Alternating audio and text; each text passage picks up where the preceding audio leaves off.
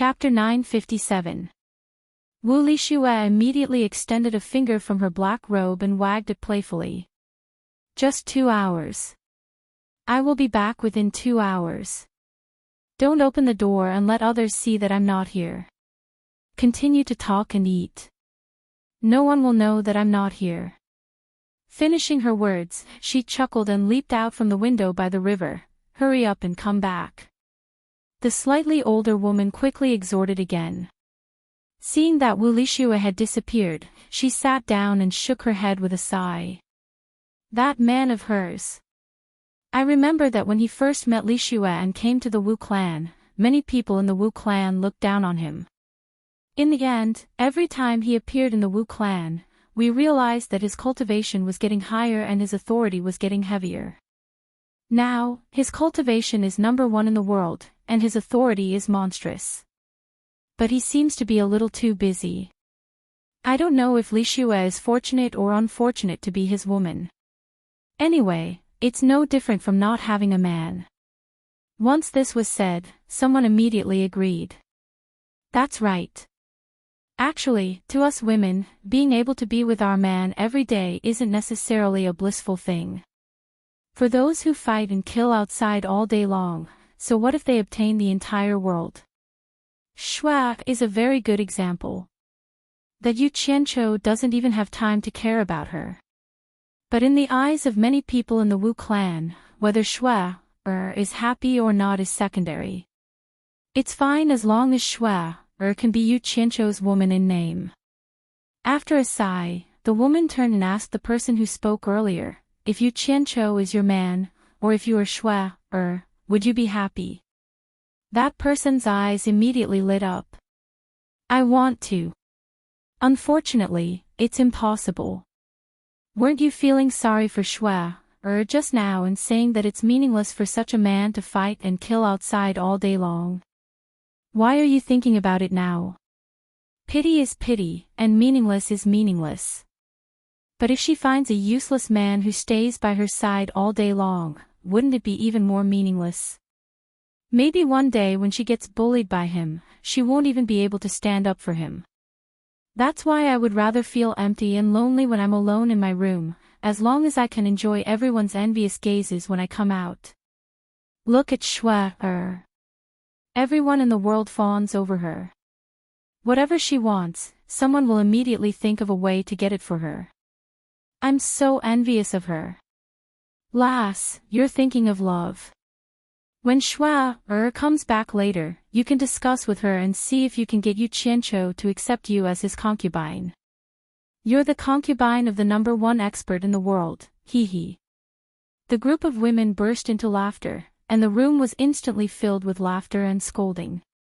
Wu Lixue, who was wearing a gauze hat and a black robe, quietly flew over the old forest on the west side of Hat Island. She looked around behind the gauze curtain but didn't see anyone. She immediately shouted, I'm here. Is anyone here? The mountain range rose and fell, and the forest valley was secluded. Not even the sound of birds could be heard. The surroundings were too quiet, so quiet that it made people feel a little apprehensive.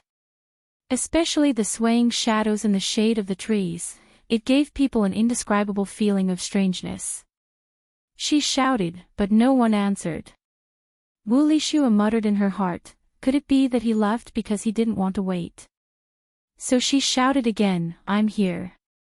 Is anyone here? She didn't know that Shouchen, who was not far away, was looking at her. He was just scared by Wu Lixue's strange clothes.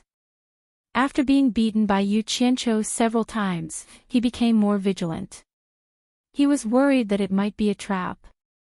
After confirming that the person was indeed Wu Lixue, he carefully looked around.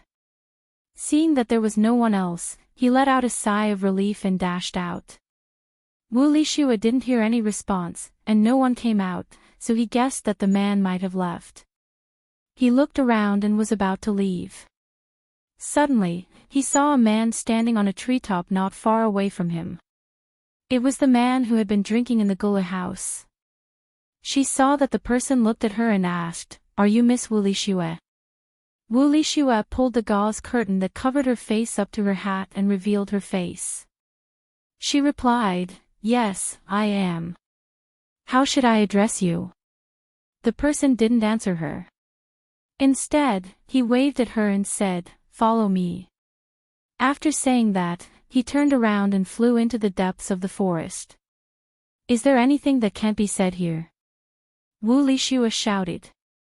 She looked around and felt that it was a bit gloomy. In fact, it was because of the humidity in the forest. The person still didn't answer her and flew into the depths of the forest. Wu Lishue thought for a moment and realized that there was probably no one in the world who would dare to hurt him. In addition, he really wanted to know about Yu Qianqiu's situation. He gritted his teeth and foolishly flew after him. However, she was still a little vigilant. She kept a distance and looked back from time to time. When she saw that the whole Wu clan had become a small piece of land, she couldn't help but shout nervously, "Who are you? If you don't say anything, I'm going back." At this moment, the person in front of her went into the forest and disappeared. Wu Lishue stopped in the air and didn't know whether she should follow him or not. Suddenly, the person's voice came from afar again. "Come. Right here. I can tell you anything you want to know." Wu Lishue hesitated for a moment and continued to fly forward. Soon, she arrived at the place where the person disappeared. She saw that there was a huge empty space in the forest. It was bare rocks, and some weeds were stubbornly growing out from the cracks in the rocks. The person stood there with his hands behind his back, waiting for her silently. It was as if he knew that she would definitely follow him. Wu Lishue looked around and gritted her teeth. She landed behind the person and asked, "You said that you are Yu Qianqiu's friend. What's your name?" "Miss Shui, we've met a few times in the past. You might not remember me." Shouchen slowly turned around and smiled at Wu Lishue. "I didn't expect Miss Shui to still be so beautiful. You haven't changed at all. We've met in the past." Wu Lishue thought about it doubtfully. She felt that the person's eyes were a little familiar, but she couldn't remember where they had met. She shook her head and said, "Forget it. Didn't you say that you know where Yu Qianqiu is and what he's doing? Please tell me. I'm really happy to be able to meet Miss Shui alone here. Maybe it's because it's not easy to recognize me in this form. When I change back to my original form, Miss Shui will be able to remember who I am." Shouchen clasped his hands together and pointed at his forehead. He shouted, "Appearance comes from the heart. Return me my true form." A wave of black mist immediately spread out and wrapped around his body. This strange scene caused Wu Lishue to take a step back in fear. At the same time, the crow that was resting on Wu Lishue's shoulder suddenly opened its eyes. It stared at the surging black mist with a sharp gaze as if it was facing a great enemy. Suddenly, the black mist shrunk and Yan Zhuixing appeared. He asked with a smile, "Miss Shui, do you still remember me?" "Ah. You." Wu Lishue stammered in horror, "You. You're Yan Zhuixing. Aren't you already dead?" She subconsciously took a step back. The grudge between Yu Qianqiu and Yan Zhuixing was known to everyone in the cultivation world. If there was anyone who dared to go against Yu Qianqiu in the cultivation world, it would be Yan Zhuixing. Wu Lishue couldn't help but be afraid. "Dead? Lady Shui is looking down on me too much. Yu Qianqiu's little tricks aren't enough to kill me." Yan Zhuixing slowly walked towards the retreating Wu Lishue and said with a faint smile, "Miss Shui, we're old acquaintances. Are you afraid of me? You. Why did you trick me here?" Wu Lishue retreated in horror. Suddenly, she twisted her body and fled into the air. "Run. Since you're here, stay and accompany me." Yan Zhuixing opened his mouth and 7 devilish spirit snakes flew out quickly. In the blink of an eye, they caught up with the escaping Wu Lishue. They wrapped her tightly in the air and dragged her back like a stick. Wu Lishue, who was dragged back to the ground, struggled hard, but it was of no use. With her current cultivation, how could she get rid of Yan Zhuixing's devilish spirit snakes? The strange thing was that the crow on her shoulder was nowhere to be seen. However, Yan Zhuixing didn't care about a small pet crow at all. Seeing that she couldn't escape and Yan Zhuixing was approaching, Wu Lishue hurriedly shouted, "Help! Yu Qianqiu, help me!" The help didn't come, but Yan Zhuixing was shocked. He mistakenly thought that Yu Qianqiu was nearby. He quickly looked around and heard Wu Lishue crying, "Yu Qianqiu, where are you? Come and save Shui." He breathed a sigh of relief. It seemed that this woman was crying for help with her only hope. In fact, Yu Qianqiu wasn't here at all. No. Yan Zhuixing's eyes were cold. So what if Yu Qianqiu was here? I'm going to settle the score with him anyway. There's no reason to be afraid of him. What are you shouting for? If you shout again, I'll let it get into your mouth. Yan Zhuixing shouted in a deep voice, and the demonic spirit snake that entangled Wu Lishue immediately stuck its head out. The ferocious snake head flicked its tongue in and out of Wu Lishue's mouth, and its red eyes looked cold and cruel. Women were born to be afraid of snakes. She was so scared that she didn't dare to shout anymore. She closed her mouth tightly, only her tears kept flowing out, and she kept shaking her head. Seeing that she stopped shouting, the snake's head slowly retracted. Yan Zhuixing's eyes swept slightly to the sky. He saw that the crow fluttered its wings and flew down from the sky. It landed on Wu Lishue's shoulder without fear and stared at him coldly. Its eyes were a bit like a human's, full of arrogance. Of all the things you want to raise, you raise a crow. You deserve to be Wu Lishue. You're different from ordinary women. Yan Zhuixing sneered. He walked to Wu Lishue and pulled off the gauze hat on her head. He threw it away casually. Then he pinched Wu Lishue's chin and slowly raised it, asking, "I don't understand. What's so good about that scumbag Yu Qianqiu? He left you here and didn't care about you at all. It means that he doesn't care about you at all. If it weren't for him, you wouldn't have suffered like this. I'm different. I've always cared about you. If you're willing to follow me, I promise you won't have to suffer anymore." Chapter 958. Woo Woo. Wu Lishue shook her head hard and got rid of the hand that was pinching her chin. "What? Do you hate me that much?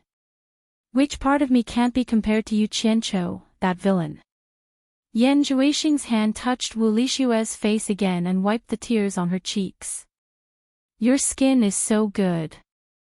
I really don't want to force myself on you, Shui. Promise to be my woman. I can give you whatever he can give you. I can give you whatever he can't. In short, I can give you whatever you want." Ugh. Wu Lishue bit on Yan Zhuixing's hand. She bit with all her might. However, Yan Zhuixing didn't react at all. He allowed Wu Lishue to bite his hand. His eyes gradually turned fierce.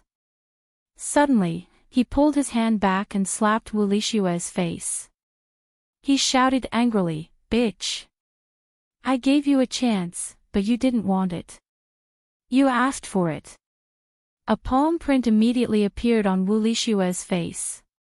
Wu Lishue sobbed as she slowly turned her head around.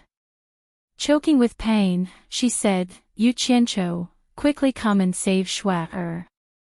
Her voice suddenly stopped, and two bewitching red lights suddenly flashed before her eyes. Her consciousness gradually sank, and she forgot the pain and everything. "Bitch!" Yan Zhuixing cursed with anger. As the bewitching red light in his eyes disappeared, his eyes were replaced by beast-like madness. He opened his mouth and the 7 demonic spiritual snakes immediately let go of Wu Lishue and went back into his mouth. Hee hee. Yan Zhuixing stared at Wu Lixue, who was standing in front of him obediently. His face was filled with excitement. He smiled sinisterly and said, "Yu Qianqiu, I want to see how you will react after your woman becomes my woman. Do you know? Your pain will be my greatest joy." Ha! He stretched his right hand to Wu Lixue's neck and broke the cloak rope tied to her shoulder. At the same time, Yan Zhuixing let out a cry of pain and dodged with a teleport. From the back of his right palm to his elbow, there were 5 bloody holes. Blood dripped down from the 5 fingers of his right palm. Yan Zhuixing looked at Wu Lixue in disbelief. The inconspicuous crow on Wu Lixue's shoulder was flapping its wings in front of Wu Lixue, as though it was protecting him. It was this inconspicuous crow that had taken advantage of his moment of carelessness to launch a sneak attack at lightning speed. If it weren't for his quick reaction, he would have more than 5 bloody holes on his body. Looking at the 5 bloody holes on his arm, Yan Zhuixing was very surprised. With the toughness of his demonic body, how could a small crow hurt him? Squinting his eyes to take a closer look, he immediately discovered that this crow was somewhat different from ordinary crows. There were 3 colorful feathers on its head, and the feathers were faintly glowing with a purplish-blue luster. Its beak and claws were golden in color, and its eyes were filled with a human-like charm. So it's a spirit beast. I was wondering why she would bring a crow with her. Yan Zhuixing's arm shook, and 5 strands of black miasma immediately gathered on the 5 bloody holes. After a while, the 5 strands of black miasma gradually shrank. In the blink of an eye, the 5 bloody holes on his arm disappeared, and the skin on his arm returned to normal. "You're courting death, beast." Yan Zhuixing shouted coldly, and his 5 fingers formed a claw with black miasma. With a whoosh, he appeared in front of Wu Lixue and directly grabbed the fluttering crow, wanting to use his demonic claws to kill it. However, this crow was not to be trifled with.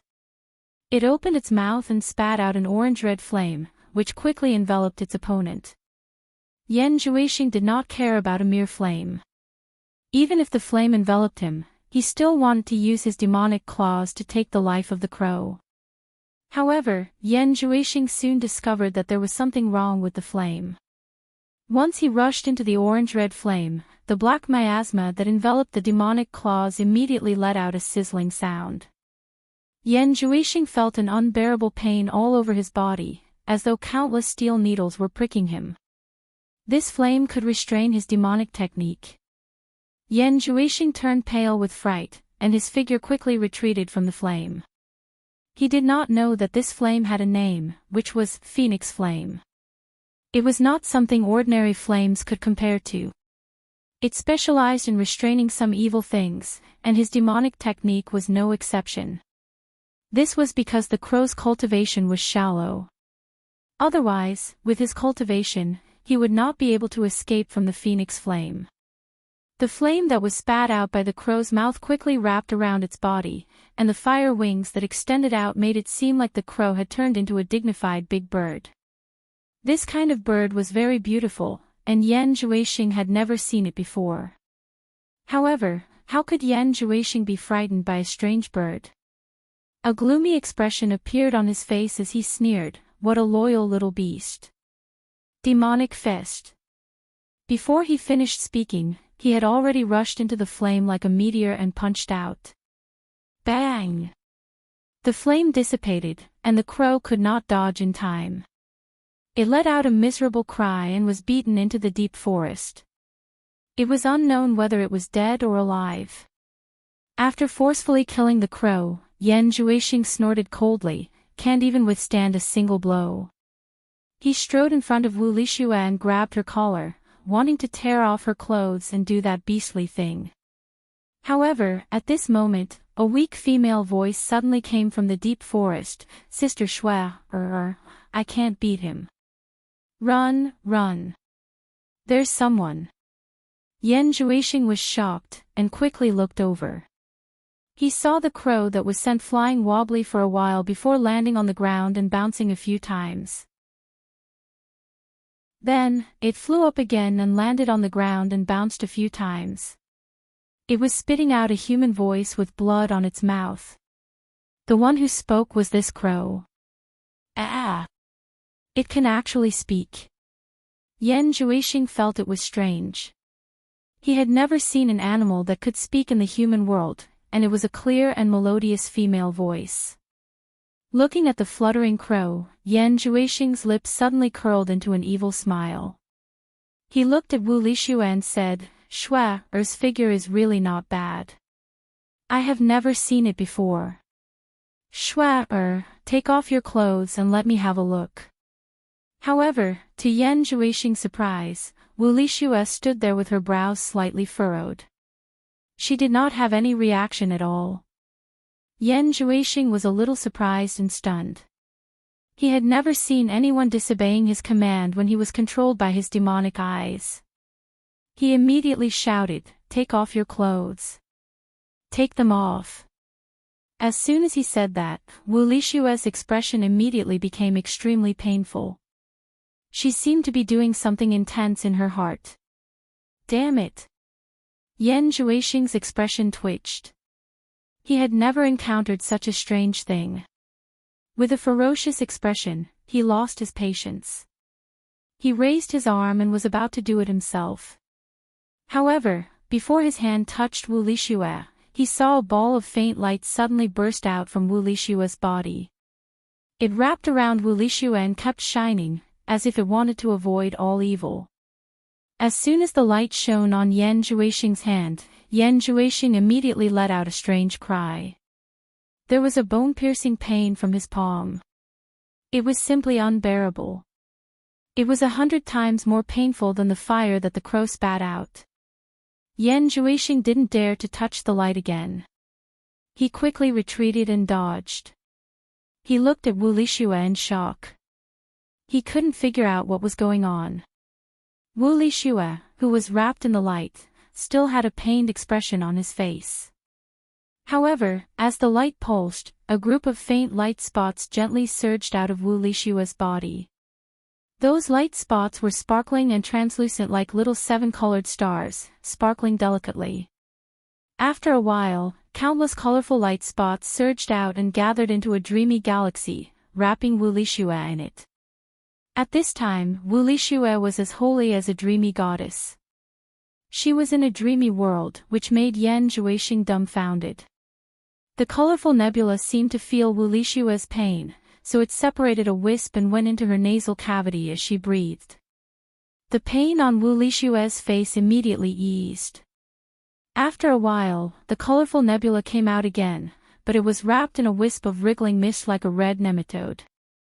The red mist struggled desperately, as if it wanted to get back into Wu Lixue's nasal cavity. However, the 7-colored nebula did not intend to let it go at all.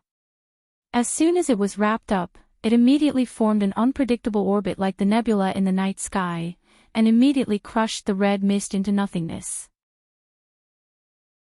At that moment, Wu Lixue's eyes slowly opened. Her eyes were clear and bright.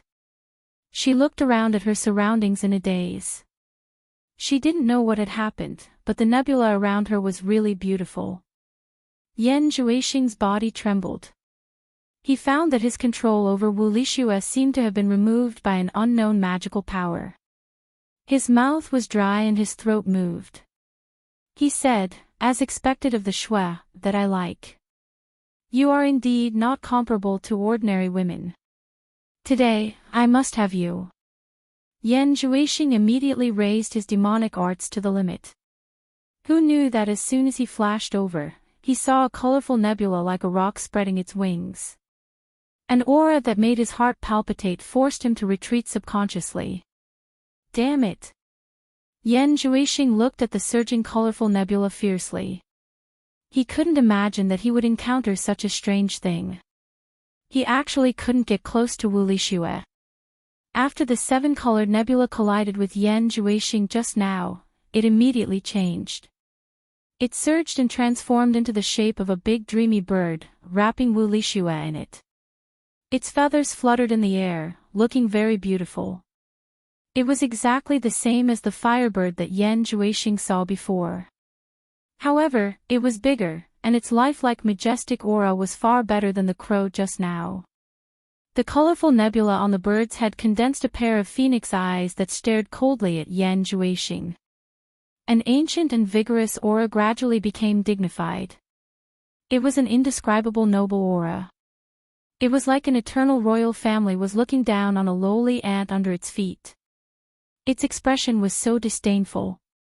The fluttering crow that was said to have feet that didn't touch the ground seemed to be stunned by the scene in front of it.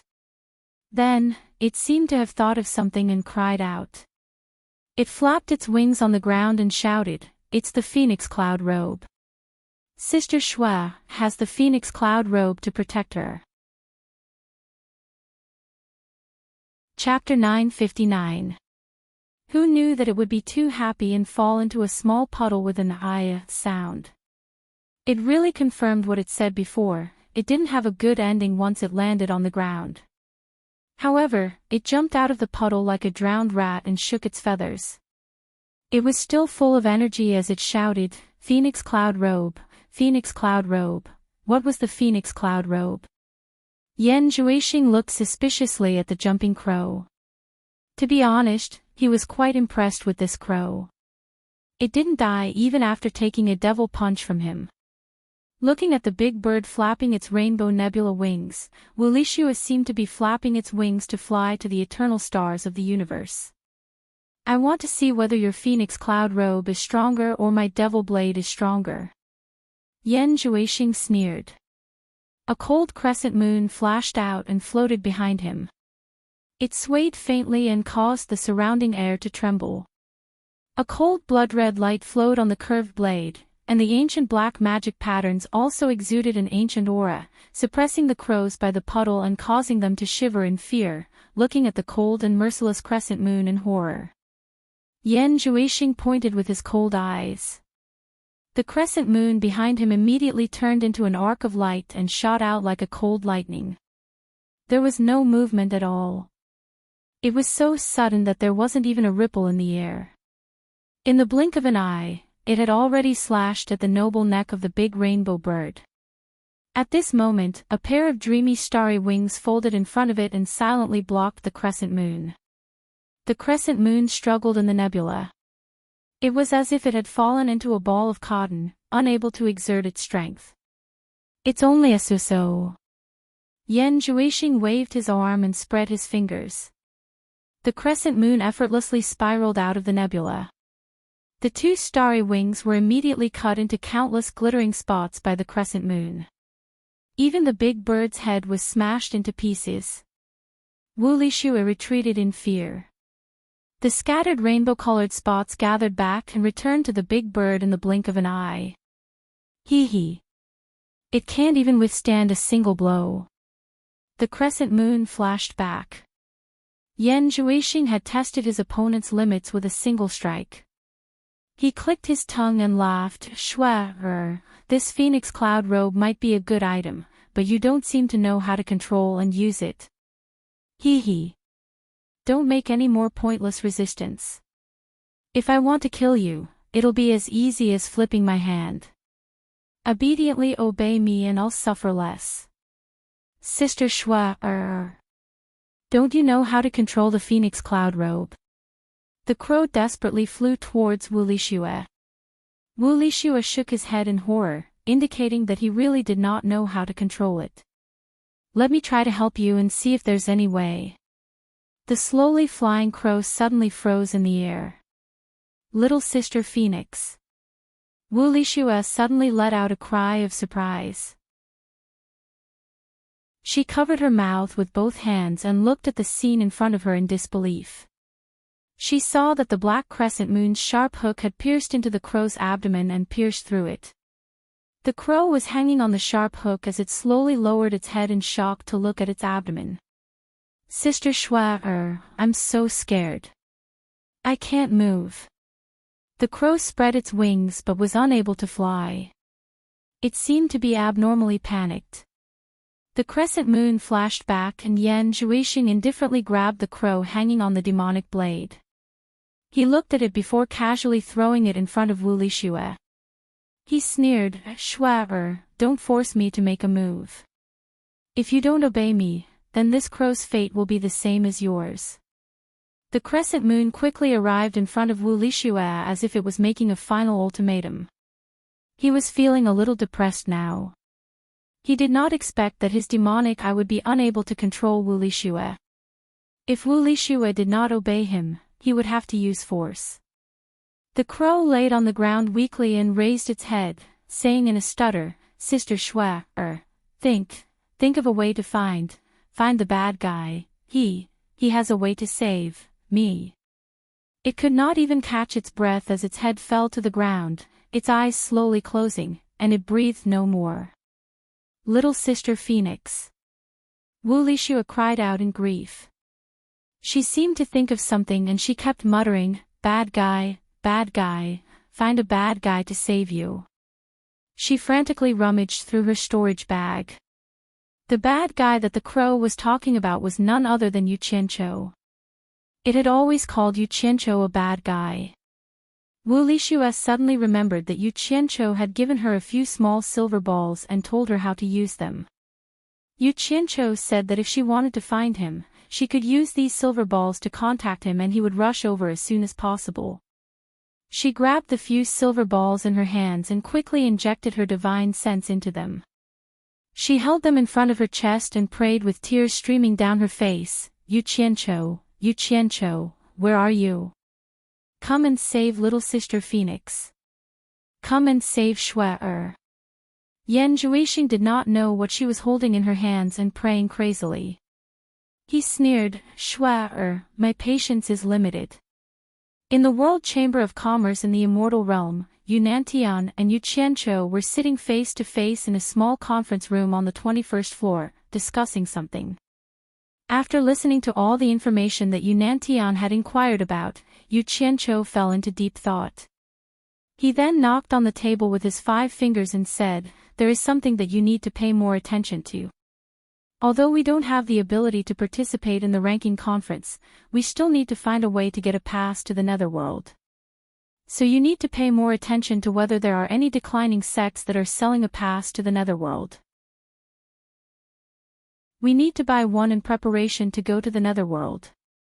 Yu Nantian could not help but smile bitterly. "Now that the Heartless Palace is watching us so closely, I'm afraid that even if we get a pass to the Netherworld, we won't have a chance to go to the Netherworld." It is precisely because of the threat of the Heartless Palace that we need to get this thing as soon as possible. There are 2 reasons. Yu Qianqiu stretched out 2 of his 5 fingers that were knocking on the table and said, "The sects in the Immortal Realm are constantly sending people into the Netherworld, so it is obvious that the Netherworld is a place to make a fortune. This is indisputable." Yu Nantian nodded, and then he heard Yu Qianqiu say, "This is the first reason. The second reason is that I want to find my master in the Netherworld. This Heartless Palace is really too troublesome. It binds us in the hallucinatory immortal city and we can't go out to do things. With our strength, we can't go against it, so I have to ask my master for help. Damn it. Let the old man directly flatten the Heartless Palace, then everything will be over. I don't want to be long-winded." By Changchun. Yu Nantian's eyes lit up. That old man was definitely a powerful person of his generation. He was the guy who dared to challenge the Emperor of the Underworld and shocked the 3 realms. If they really found him, it should be easy to flatten the Heartless Palace. The Heartless Palace could not be more powerful than the Emperor of the Underworld, right? The most important thing was that if everyone had Bai Changchun as their backer, then many things would be easy to do. His idea was good, but he didn't know that Yu Qianqiu had no confidence in finding Bai Changchun. Even if he did find him, Bai Changchun might not help. This was because the old man probably had no interest in the Heartless Palace. The only thing that could interest him in the Immortal Realm was probably the Immortal Emperor medal. In short, the reason why Yu Qianqiu said this was to encourage Yu Nantian, so that he would try his best to find some clues about the Netherworld token as soon as possible. After Yunanshan's excitement, he thought of reality and said hesitantly, this thing might not be easy to get. Every sect wants as many netherworld tokens as possible. I'm afraid that the tokens in the hands of those declining sects have long been targeted by other sections. I'm afraid that they would be taken away by other sects before we get to buy them. As long as there is news, there will naturally be a way. Yu Qianzhou's finger paused on the table and he sneered, to think that a small merchant association like the Four Links Chamber of Commerce could think of a way to get the Netherworld token. We are much stronger than the Four Links Chamber of Commerce in the past. There is no reason that they can get it, but we can't. Yunan Tian knew that he and Mu Bing of the Four Links Chamber of Commerce had a grudge, so this matter would probably not be resolved peacefully. He nodded and stood up, saying, okay, I understand. I will go find out about the Netherworld token. Seeing that Yu Qianzhou didn't say anything, he cupped his hands and left. Mu Bing. I hope that your son-in-law can protect you for a lifetime. Don't give me a chance to make a move, or you will cry. Yu Qianzhou narrowed his eyes and snorted. Then, he seemed to have thought of something and also stood up to leave the conference room. When he reached the 22nd floor, he saw that Wei Chuanqiu was still sitting cross-legged in front of Bai Suzhen's door. Yu Qianzhou pushed open the door and entered another room. The floor of the room was filled with fist-sized yellow-skinned spider eggs. They were the eggs of the temple rainbow spiders from the god Ruin realm. After Yu Qianzhou closed the door, he carefully walked among them. From time to time, he would pick one up and look at it. Through the light, he could see that the spider inside was already so big. It was constantly moving its 8 claws in the liquid inside the sphere. It looks like it's not far from hatching. I'm afraid it's not suitable to raise them here. When the time comes, the entire World Chamber of Commerce will be crawling with spiders. Yu Qianzhou muttered as he held the spider eggs in his hand. Finally, after much consideration, he decided to put them in the God Ruin realm. Once these 1,000 or so spider eggs hatched, it would be enough to equip over 1,000 people. Moreover, there was enough food in the God Ruin realm. If he could find a way to speed up the reproduction rate, then everyone in the army of nearly 10,000 would be able to carry a temple rainbow spider. Presumably, the power of battle would be greatly increased. Once he had a plan, he had to carry it out. Just as he was about to transfer all the spider eggs in the room to the God Ruin realm, Yu Qianzhou was suddenly startled. He frowned and said, "It's Shui-er. Why is she looking for me? No, she seems to be very agitated. Did something happen?" Yu Qianzhou was shocked and instantly disappeared from the room. Shui-er, it looks like you won't agree no matter what. Good, very good. Maybe using force will have a different taste. You forced me to do this, don't blame me. Yan Zhuixing let out a cold laugh. Wu Lixue immediately retreated in fright. She hugged the silver balls with both hands and said with a trembling voice, Yu Qianzhou, Yu Qianzhou. You're here. She suddenly exclaimed as she looked behind Yan Zhuixing. Yan Zhuixing was startled, and then said with a sneer, Shui-er, don't you think it's too childish of you to play this diversion trick in front of me? I advise you to obey me, lest you suffer more when I use force. At that time, don't blame me for not showing mercy to the fairer sex. Chapter 960. Before coming here, Yu Qianzhou had suspected that something had happened to Wu Lixue, but he never expected that such a thing would happen. There was actually such a bold madman in the world who dared to make his woman submit to him. Did he really think that it was a joke that he had spent so much effort to monopolize the power of the world? Who was the one with the problem in his head? Yu Qianzhou looked at Wu Lixue, who was shivering in the dreamy nebula, and got furious. He suddenly looked at the back of the person in front of him and found that the person was wearing clothes that were one size smaller than his body size. His arms and legs were exposed. How could an ordinary person come out to meet others like this? Yu Qianqiu couldn't help feeling a little depressed. It seemed that it was really a crazy guy. Forget it. Killing him could be considered as getting rid of the evil in the world. Which idiot came here to court death? Yu Qianqiu shouted angrily and was about to kill the person with a palm. There was really someone behind him. Yan Zhuixing was shocked. He didn't even notice that someone was behind him. He was so scared that his scalp went numb. He suddenly moved away and the crescent followed him like a shadow to protect him. After dodging, he looked at the person. Yu Qianqiu. Yan Zhuixing. After the two of them saw each other's appearance, they almost let out a cry of surprise at the same time. Yu Qianqiu didn't even think about why Yan Zhuixing would appear here. His first reaction was to check Wu Lishue's condition again. Through the dreamy nebula that slightly hindered his vision, he saw that there was a faint palm print on Wu Lishue's tearful face. Naturally, it wasn't Wu Lishue who slapped herself.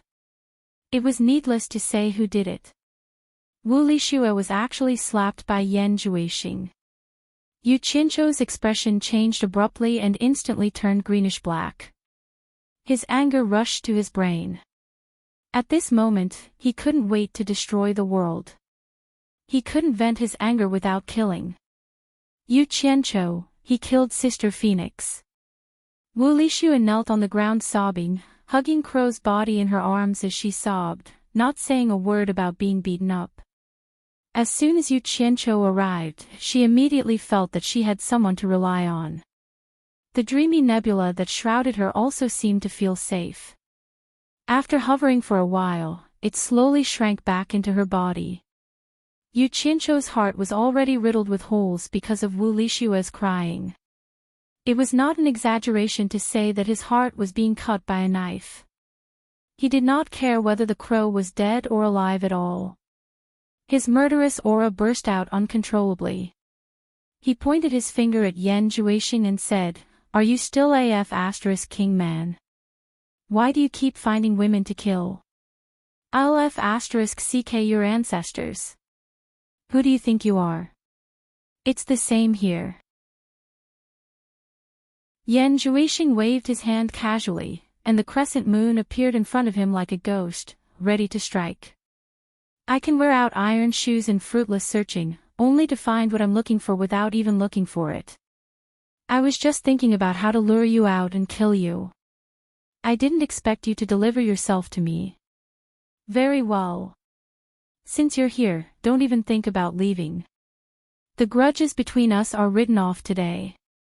Hook your mother. Don't even think about leaving today. Yu Qianqiu spat. Seeing that Yan Zhuixing was not afraid at all after seeing him, he immediately calmed down. Yan Zhuixing must have something to rely on.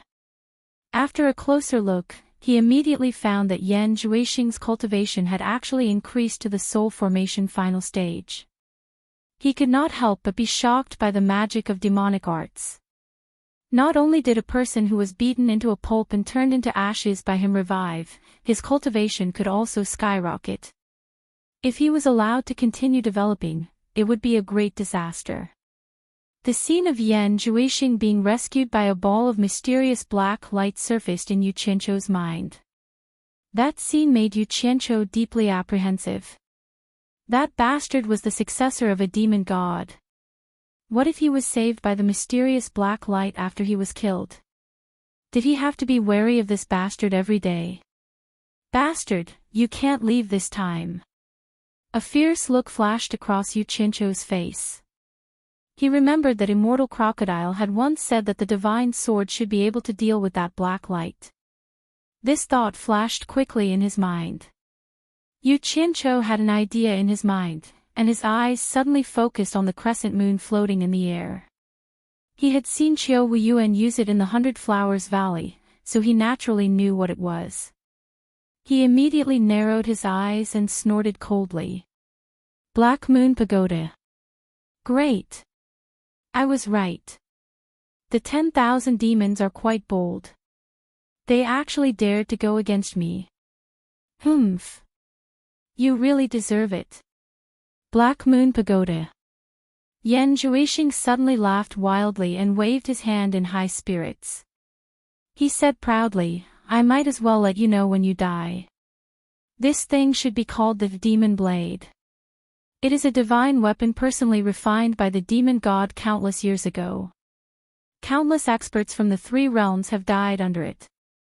Yu Qianqiu, do you dare? A divine weapon personally refined by the demon god.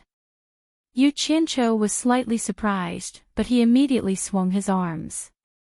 A violent wind behind him fluttered his robes, and his entire body burst out with dazzling purple light. 10,000 purple flying swords soared into the sky from his back like a purple dragon soaring into the sky. A valiant prowess that could intimidate one's soul spread out in an earth-shattering manner. Subsequently, the 10,000 purple flying swords rapidly formed a formation with lightning speed and surrounded Yan Zhuixing in the blink of an eye. Let alone the demon god, even the heavenly king can't save you today. Yu Qianqiu revealed a sinister smile and said, Shua, retreat to a distant place first. Wait for me to kill this bastard that only knows how to bully women. This was the first time he used the purple flame flying swords without any scruples. Furthermore, he released 10,000 at once. It was obvious that Yan Zhuixing had touched Wu Lishue's bottom line, and he wouldn't be able to vent his anger if he didn't kill Wu Lishue. Just as Wu Lishue was hugging the dead crow and flying back while wiping her tears, there were several sharp whistles that echoed from the Wu clan's direction. In a blink of an eye, over a dozen individuals flew over rapidly. Yu Qianqiu and Yan Zhuixing turned their heads to take a look and saw Wu Sihai leading the Wu clan's elders and elders over. There were still people arriving one after another. The various factions' people were also alarmed by the commotion of Yu Qianqiu releasing the 10,000 swords. They all rushed over to see what was going on. When Wu Sihai and the others saw that it was Yu Qianqiu and Yan Zhuixing, they were astonished. Wu Lishue immediately rushed to her grandfather in tears and recounted how she was bullied. All of you, retreat further away. Yu Qianqiu yelled out sternly and took the initiative to make a move. The 10,000 purple flame flying swords immediately turned into 10,000 rays of purple light and shot towards Yan Zhuixing. Yan Zhuixing was shocked by the thunderous power, and he immediately felt that his cultivation was far inferior to Yu Qianqiu's. He immediately opened his 5 fingers toward the demonic blade, and with a roar, he soared into the sky toward the countless purple flying swords that were coming at him. The demonic blade floating in front of him suddenly erupted with a boundless ferocious aura. It spread out in all directions and suddenly became a dozen meters long. With a whoosh, it hovered above Yan Zhuixing's head. It spun rapidly like an umbrella, opening a path for Yan Zhuixing who was trying to break out of the encirclement. Dang dang dang. A series of explosions pushed the countless purple fragments in all directions. In the blink of an eye, Yan Zhuixing forcefully broke out of the dense net of swords. The flying swords that missed him hit the ground with a boom. Dust and smoke rose up and a huge pit was blasted out by the purple flame flying swords. Yu Qianqiu was secretly shocked. It was indeed a godly weapon refined by a demon god. Even the purple flame flying swords couldn't hurt it at all. Instead, it destroyed quite a lot of them. Seeing that the flying swords couldn't do anything to him, Yu Qianqiu spread his arms. Countless purple fragments and flying swords flew towards him and were all kept into his sleeves. His entire body seemed to have turned into a stream of light and shot towards Yan Zhuixing who was in the sky. Since treasures didn't work, he didn't need to rely on treasures. He believed that it wouldn't be a problem for him to deal with Yan Zhuixing with his current cultivation. Yan Zhuixing, who was floating in the inner arc of the crescent moon, spread out his 5 fingers. The crescent moon immediately expanded to 100 meters. It was tangible and it wasn't just an illusion. A majestic and ferocious aura was emitted like a hazy gray fog. A breathtaking blood glow flowed on the giant crescent moon blade. It was as though there was an invisible giant hand holding a butcher's knife, eyeing the vast land covetously and wanting to slaughter. The crowd, who had been shocked by the aftershock of their battle, turned around and looked at the scene in the sky in shock. They thought to themselves that Yan Zhuixing indeed had something to rely on, since he dared to challenge Yu Qianqiu again. Within the inner arc of the giant crescent moon, Yan Zhuixing looked at the charging stream of light without any change in expression. He spread out his 5 fingers again and charged towards Yu Qianqiu fearlessly. The crescent moon of the demonic blade immediately flashed in front of Yan Zhuixing. Yan Zhuixing hid in the inner arc of the demonic blade. The hearts of the crowd in the distance immediately jumped to their throats. They saw the giant crescent moon blade slash down from the sky, and the stream of light that Yu Qianqiu had transformed into was like a mantis trying to stop a chariot. He overestimated himself and ran to commit suicide. Wu Lixue, who was watching the battle, bit her lips tightly. Her face was pale from nervousness. "Break!"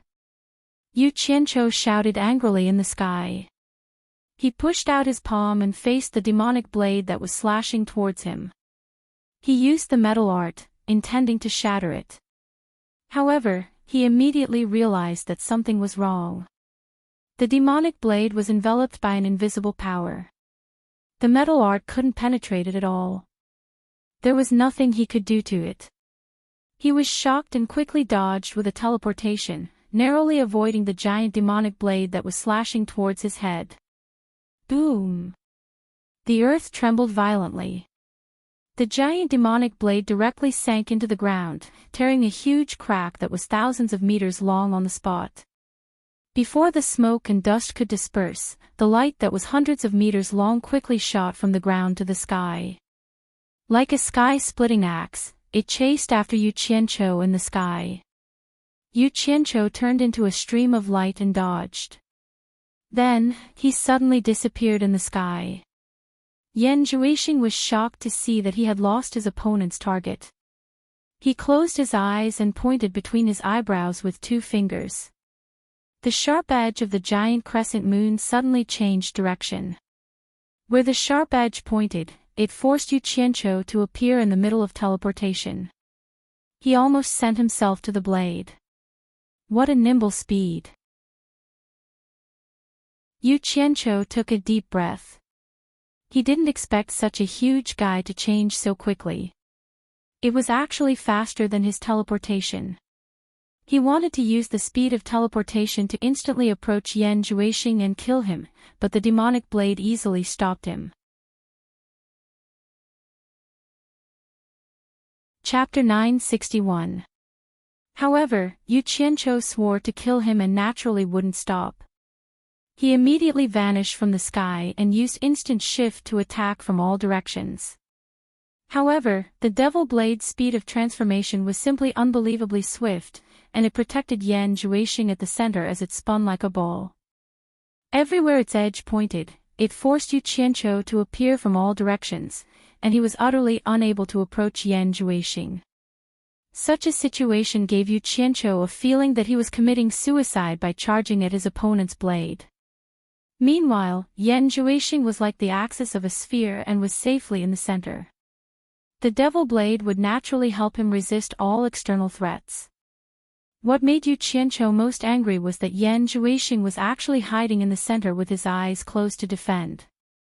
Yu Qianqiu might know that Yan Zhuixing was concentrating on controlling the devil blade, but it still infuriated Yu Qianqiu. Yan Zhuixing was simply condescending. Many of the spectators in the distance looked at each other in dismay. Everyone saw that Yu Qianqiu couldn't do anything to Yan Zhuixing, and this result was indeed out of everyone's expectations.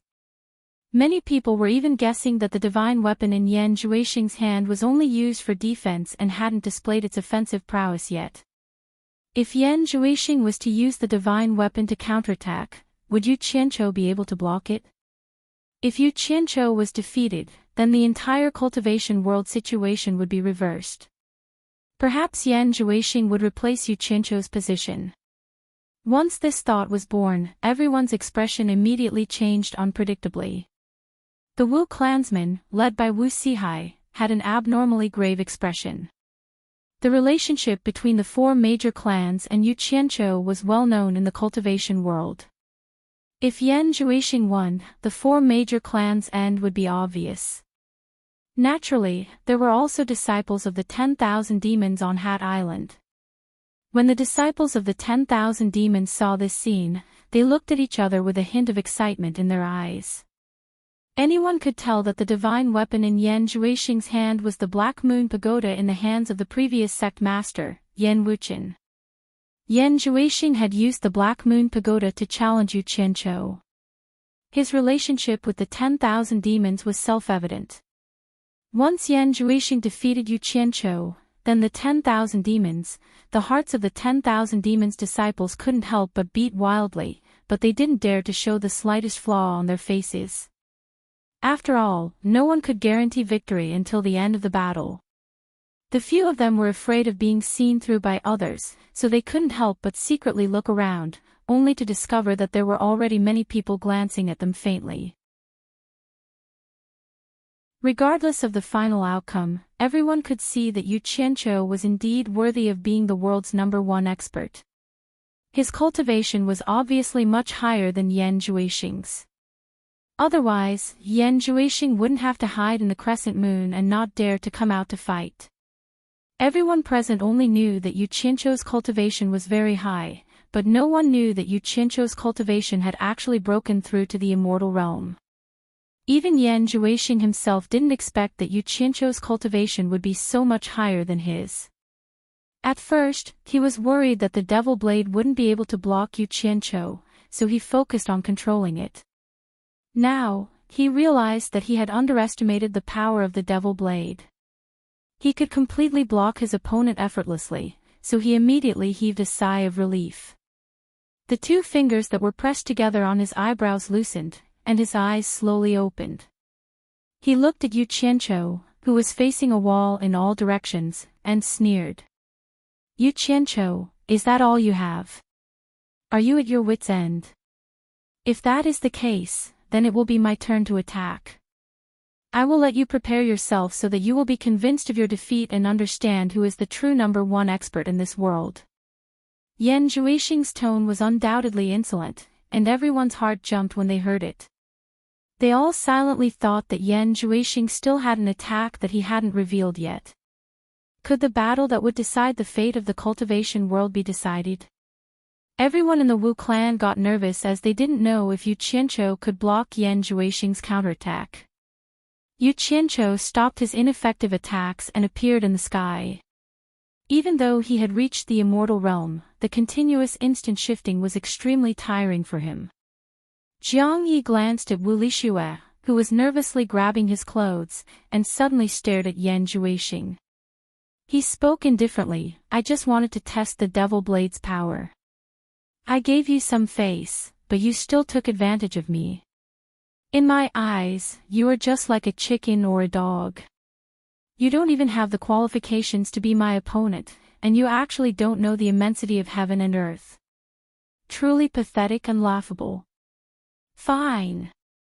I will let you die earlier and reincarnate earlier. I can't be bothered to talk to you." A pale golden radiance flashed by, and a pale golden quaint longsword landed in his hand. Yu Qianqiu raised the longsword in his hand and wiped the edge of the blade gently while letting out a soft sigh. Even when he was in the immortal world, he had never used this divine sword. He didn't expect that the first time he used it would be against Yan Zhuixing. If it wasn't for the Devil Blade that was left behind by the demon god in Yan Zhuixing's hand, Jiang Yi wouldn't use it so easily. Yan Zhuixing squinted his eyes and took 2 glances at the long sword in Jiang Yi's hand. When he didn't see anything special about it, he immediately sneered and said, "You are the type of person who wants to save face and suffer. If I were you, I would either admit defeat obediently or run for my life. If you are trying to boost your courage by putting on airs, it will be truly pathetic and laughable." As he spoke, he looked at the spectators and continued to boast, "How do you want to die? I will grant your wish." Right now, he was full of ambition and wanted to use this battle to wipe away his previous humiliation, to intimidate the world, and to establish his position as the #1 expert in the world. You will grant my wish. Yu Qianqiu seemed to have heard the funniest joke in the world. He pointed the long sword in his hand and sneered, "You are indeed a frog at the bottom of a well who doesn't know the immensity of heaven and earth. Block my sword first, and then we will see if you are qualified to say such nonsense." With a loud shout, Yu Qianqiu teleported and disappeared again. The crescent blade that was protecting Yan Zhuixing suddenly pointed in one direction and forced Yu Qianqiu to reveal himself again. Yan Zhuixing was just about to ridicule Yu Qianqiu, but before he could say anything, he saw the sword in Yu Qianqiu's hand suddenly erupt with an ancient aura that looked down on the world, and it rushed over like a raging wave. The devil blade that was protecting him immediately let out a rapid buzzing sound to warn him. Yan Zhuixing had a bad feeling and his pupils suddenly contracted. He saw the long sword in Yu Qianqiu's hand suddenly become a 100-meter-long longsword. The ancient longsword was covered with a glass-like golden flowing light. Get lost! Yu Qianqiu's thunderous roar resounded in the air. A huge longsword swept out and hit the devil blade directly. Boom! A loud sound exploded in the air, and an almost tangible airwave spread rapidly like a shock wave. The devil blade that was shining brilliantly just now couldn't withstand a single blow. It was hit by the huge longsword directly and became a black dot in the distance. The attack of the godly sword broke the impenetrable defense of the devil blade on the spot. It was completely a heavy blow without any tricks, and it won fair and square. Everyone around gasped. This attack immediately burst the bubble in some people's hearts. There was no need to guess who was stronger and who was weaker. Die! Yu Qianqiu's roar resounded in the air again. In his hand, the long sword was as light as a willow in the wind. It drew a huge golden lotus in the air and wrapped around Yan Zhuixing. Yan Zhuixing's insolence had already been replaced by paleness in the face of the majestic huge longsword net. He was immediately scared out of his wits. Even the devil blade couldn't block the opponent, so it was even more impossible for his body to block the attack. However, the only direction he could dodge was behind him, so he teleported to escape without hesitation. However, it seemed to be a bit too late. With Yu Qianqiu's cultivation and speed, coupled with the fact that it had happened so suddenly and carried a hint of a sneak attack, how could he retreat safely? Pooh! A leg flew in the air with a splash of blood. A fierce look flashed across Yu Qianqiu's face. He was determined not to let his opponent go. With a shake of his arm, the longsword cut off Yan Zhuixing's leg, and the broad longsword slammed towards Yan Zhuixing, who was in a panic. The momentum seemed to want to smash Yan Zhuixing into a meat patty. Devil fist! Yan Zhuixing, who couldn't escape in time, roared in grief.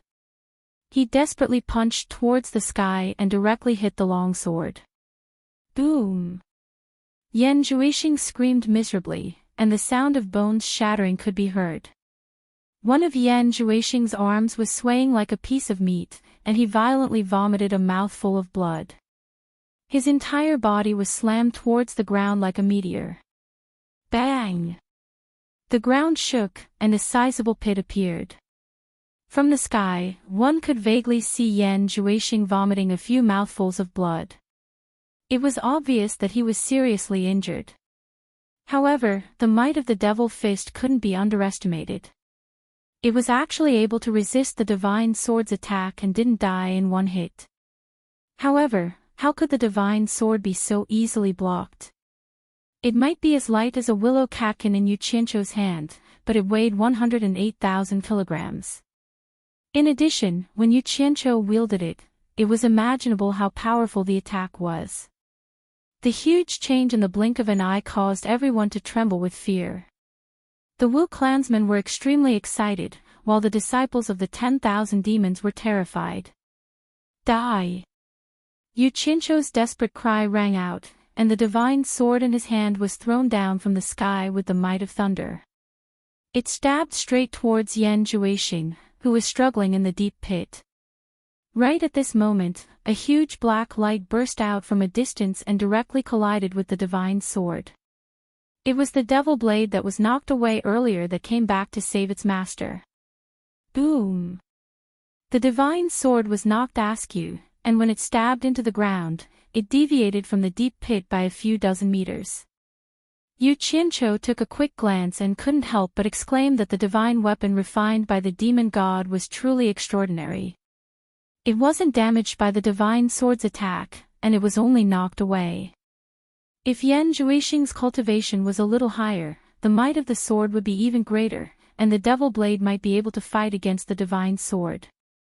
The devil blade saved its master, and it immediately won a chance for Yan Zhuixing to catch his breath. It protected Yan Zhuixing and flashed out of the pit together. Yan Zhuixing reached out his claw and directly sucked a leg that fell from the sky. It was the leg that was chopped off by the divine sword. At this moment, how could Yan Zhuixing not understand that he wasn't a match for Yu Qianqiu? He almost didn't hesitate to crush his severed leg into a blood mist and cried out miserably, "Blood escape!" Trying to run. Yu Qianqiu snorted coldly and suddenly pulled out the giant divine sword that was stabbed into the ground. It instantly shrunk into a flying sword and turned into a golden stream of light in the direction that Yu Qianqiu pointed at. It shot into the expanding blood mist. Ah! There was a miserable scream from inside.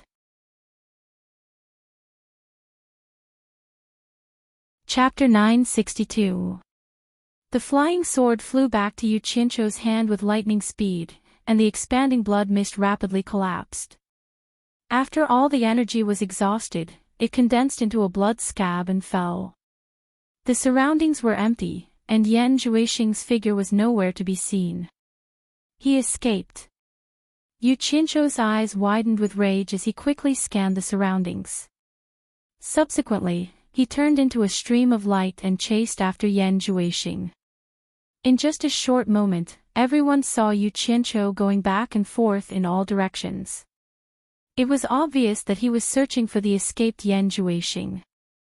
After a long time, a high-speed stream of light scuttled back in front of everyone.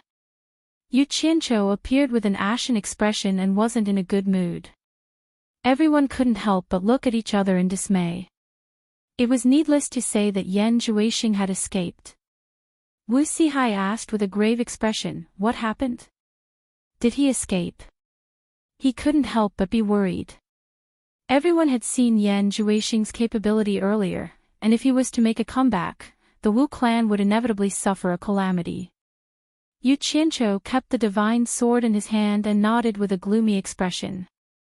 That blood escape is truly strange. No one was able to detect the direction he escaped to. I wonder how he was injured by the sword earlier, but with the mystical power of his devil art, I don't think he will die. I wonder where he is hiding after he is severely injured. It will be great if we can find him and kill him. Wu Sihai spoke with concern. Yu Qianqiu seemed to have recalled something after hearing the statement. He looked at the faint palm print on Wu Lishue's face and suddenly glared at the 10,000 demons' disciples in the crowd. Those disciples were so frightened that they slowly retreated to the back of the crowd. Who knew that Yu Qianqiu would let out a cold snort and clawed at the air with his fingers? Ah! There were miserable screams, and a few bundles of white smoke exploded in the crowd. This action immediately frightened the disciples of the various sects, causing them to flee in panic. A few ferocious dried corpses fell straight down. Before they could even land on the ground, they had already crashed into the old trees in the forest below. Their bodies were already smashed into pieces, and they could not be more dead. Everyone immediately gasped and looked at Yu Qianqiu with lingering fear. It was the first time they had seen such a terrifying method of killing people without leaving a trace. Wu Sihai and the others were no exception, and all of them were extremely shocked. To them, this scene was even more terrifying than the scene of Yan Zhuixing being heavily injured. Everyone finally remembered that if Yu Qianqiu wanted to kill them, he could do it as easily as lifting his hand. He wouldn't even need to expend any effort. Wu Lixue was so frightened by the terrifying scene that he closed his eyes, not daring to take another look. Do you like watching a good show? Yu Qianqiu looked at the crowd coldly and said, I'm not in a good mood right now. If you don't want to die, scram. Once the statement was out, the various sect's disciples immediately ran away, leaving only the Wu clansmen. Wu Sihai lamented in his heart. The current Yu Qianqiu was no longer the scum of the cultivation world that everyone wanted to beat up. He looked at the empty surroundings and said, Yu Qianqiu, this isn't the place to talk. Let's go back to the Wu clan first. Among everyone present, he was probably the only one who had the qualifications to order Yu Qianqiu around. It wasn't because of his identity as the Wu clan head, but because he was Wu Lixue's grandfather. However, Yu Qianqiu let out a cold snort and said, There is no need. I have something to ask you. How did Shui get brought here by Yan Juixing, and the rest of your Wu clan did not know about it? As he spoke, his merciless gaze swept across the entire Wu clan, causing everyone to feel uneasy. Yu Qianqiu, I wanted to come out on my own. Wu Lixue immediately told the story of how she was tricked by Yan Juixing to come out. She also begged for her sisters who helped her out of kindness. Yu Qianqiu was startled. Once this last spoke, he really couldn't bear to pursue the matter. He then asked, You are saying that Yan Juixing can change into someone else's appearance? Wu Lixue nodded while Yu Qianqiu frowned. No wonder he saw Yan Juixing wearing clothes that were a size smaller than a normal person. So this was the reason. After some consideration, Yu Qianqiu looked at Wu Sihai and the others and said, As long as Yan Juixing isn't dead, Shui won't be safe in the Wu clan. I want to bring Shui away. As Shui's elders, what do you think? A trace of joy flashed across Wu Lixue's face. She looked at the Wu clan members uneasily. She naturally wanted to stay by Yu Qianqiu's side. The Wu clan members looked at each other. Wu Sihai smiled awkwardly and said, As long as Shui and her parents agree, the rest is up to you. We naturally won't have any opinions.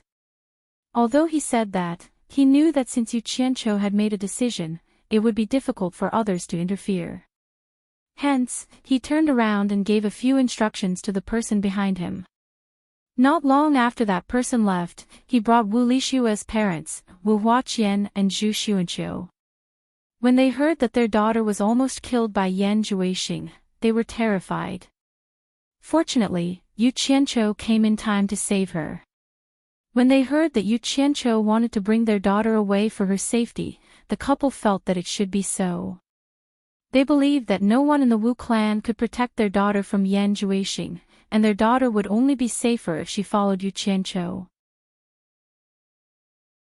However, they were reluctant to part with her, so the couple kept reminding Wu Lixue to take care of herself. After some instructions, the mother-in-law, Zhu Xuanqiu, looked at her son-in-law, Yu Qianqiu. Wu Huaqian knew his wife's temper, so he immediately pulled her back. However, Zhu Xuanqiu broke free and warned Yu Qianqiu coldly, Yu Qianqiu, if my daughter didn't follow you, she wouldn't have been harmed by Yan Juixing. So, I don't care how capable you are. If you dare to mistreat my Shui, I won't let you go even if I become a ghost. Do you hear me? As the saying goes, a mother-in-law was very confident in teaching her son-in-law a lesson. It was perfectly justified. Yu Qianqiu was stunned. He finally experienced the power of the legendary mother-in-law in his previous life. He didn't even say a word and didn't even have a chance to explain. She immediately taught him a lesson. She was even scarier than Yan Juixing. Yu Qianqiu's arrogance of being the world's #1 was instantly swept away by his mother-in-law. He bowed awkwardly and said, No, no. Take care. He was trembling with fear and did not dare to stay any longer. After bowing to the couple, he immediately pulled Wu Lixue, who was bowing to him, and turned into a stream of light, disappearing without a trace. He no longer had the confidence to deal with Yan Zhuixing. The remaining Wu clan members looked at each other and the angry Zhu Xuanqiu. They suddenly felt it was a little funny. They didn't expect Zhu Xuanqiu to scare Yu Qianqiu to the point that his face changed color. In the depths of the southern sea purple bamboo forest, Wu Lixue, who had her eyes closed, was pulled by Yu Qianqiu. When she opened her eyes, she saw the unusually beautiful purple bamboo swaying in the wind. The fresh air, which was filled with spiritual qi, and the pieces of purple bamboo leaves that were floating down, simply made one feel relaxed and happy. Wu Lixue asked curiously, "This is the legendary southern sea purple bamboo forest?" Yu Qianqiu replied with a "N." He saw that she was still holding the dead crow in her arms, so he pulled it over to take a look. When he realized that it was already dead, he casually threw it into the bamboo forest. He then comforted Wu Lixue with a sigh, "The crow can be buried in the purple bamboo forest after its death. I believe its spirit will be happy if it knows about this." Wu Lixue stared dumbfoundedly at the crow that was thrown aside like a bone. After being speechless for a while, she hurriedly ran to pick it up. She hugged it in her arms and tears flowed down her cheeks. She choked and said, "Sister Phoenix was killed by Yan Zhuixing because she wanted to save me. Before she died, she said that you can save her." Ah. Yu Qianqiu scratched his head. He thought to himself, how could a dead thing be saved? However, he couldn't bear to make Wu Lixue sad again, so he smiled apologetically and said, "All right, I will try my best to think of a way. Give it to me. It's so ugly for a beauty to hold a dead thing in her arms." He walked over and was about to grab the dead crow in her arms again. Who knew that Wu Lixue would be scared by his throwing it away like a bone? She immediately kept it in her storage bag and said cautiously with tears rolling down her face, "I will give it to you when you think of a way to save her." Hee hee. "All right, I will do as you say." Yu Qianqiu was a little gloomy as he pulled her towards Bamboo Lang Paradise. Along the way, this simple-minded girl looked around at the wonders of the purple bamboo forest. Her tears finally dried up, which made Yu Qianqiu let out a sigh of relief.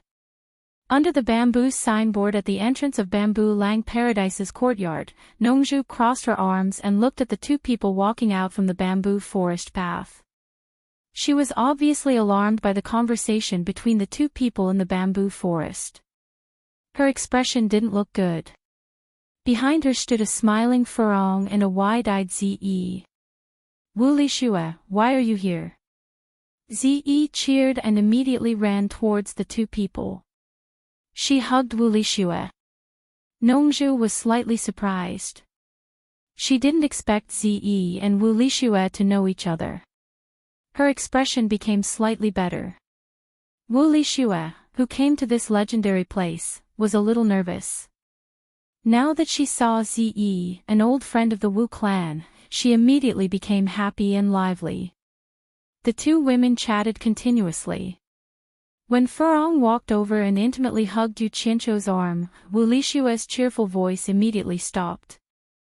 Zi was the only one who could not stop chattering. Yu Qianqiu's forehead immediately broke out in cold sweat. He didn't dare to look back. Hee hee. Nongzhu stood at the entrance of the courtyard and blocked the way with her arms crossed.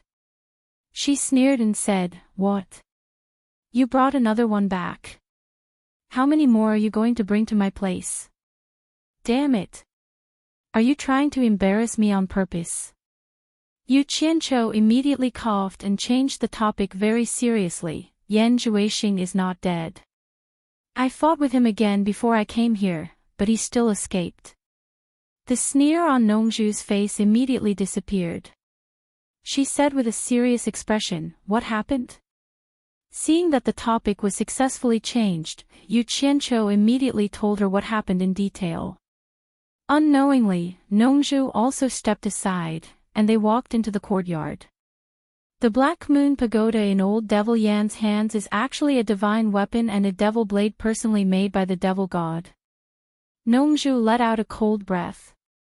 After a long time, she came back to her senses and asked in a deep voice, "That guy is a great threat to the human world. What are you going to do?" Chapter 963. Yu Qianqiu looked at Furong and Wu Lixue. He didn't answer the question. "I'm most worried about them. I'm here to bring them back to the immortal world." He was now reflecting on the painful experience. He would rather take the risk of the girls not getting along with him to bring them back. Otherwise, it would be too dangerous for them to stay in the human world. Moreover, Yan Zhuixing could change his appearance. It was simply impossible to guard against him. If one of the girls fell into his hands, he might not be able to save them in time every time. After all, Yan Zhuixing was not a fool. If something happened to him, he might regret it for the rest of his life. The girls looked at each other. Nongju frowned and said, "The immortal world is not peaceful. The Heartless Palace is eyeing you covetously. Is it convenient to bring them there? There shouldn't be any big problems in the illusionary immortal city. At least it's safer than the human world." Yu Qianqiu glanced at Zi and said, "You and Zi should go too. I've fought with Yan Zhuixing before. He does have some tricks up his sleeve, especially the demonic blade in his hand. I'm afraid you're not his opponent now.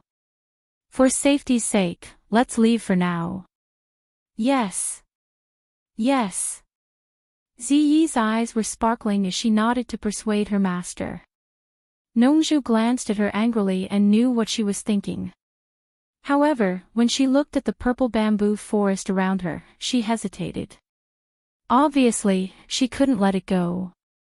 After all, the purple bamboos here were his favorite. Yu Qianqiu knew what she was thinking. He smiled and said, "Aren't the disciples of Southern Ming nearby? Let them take care of it for now. When the time is right, everyone can come back. There's nothing to worry about."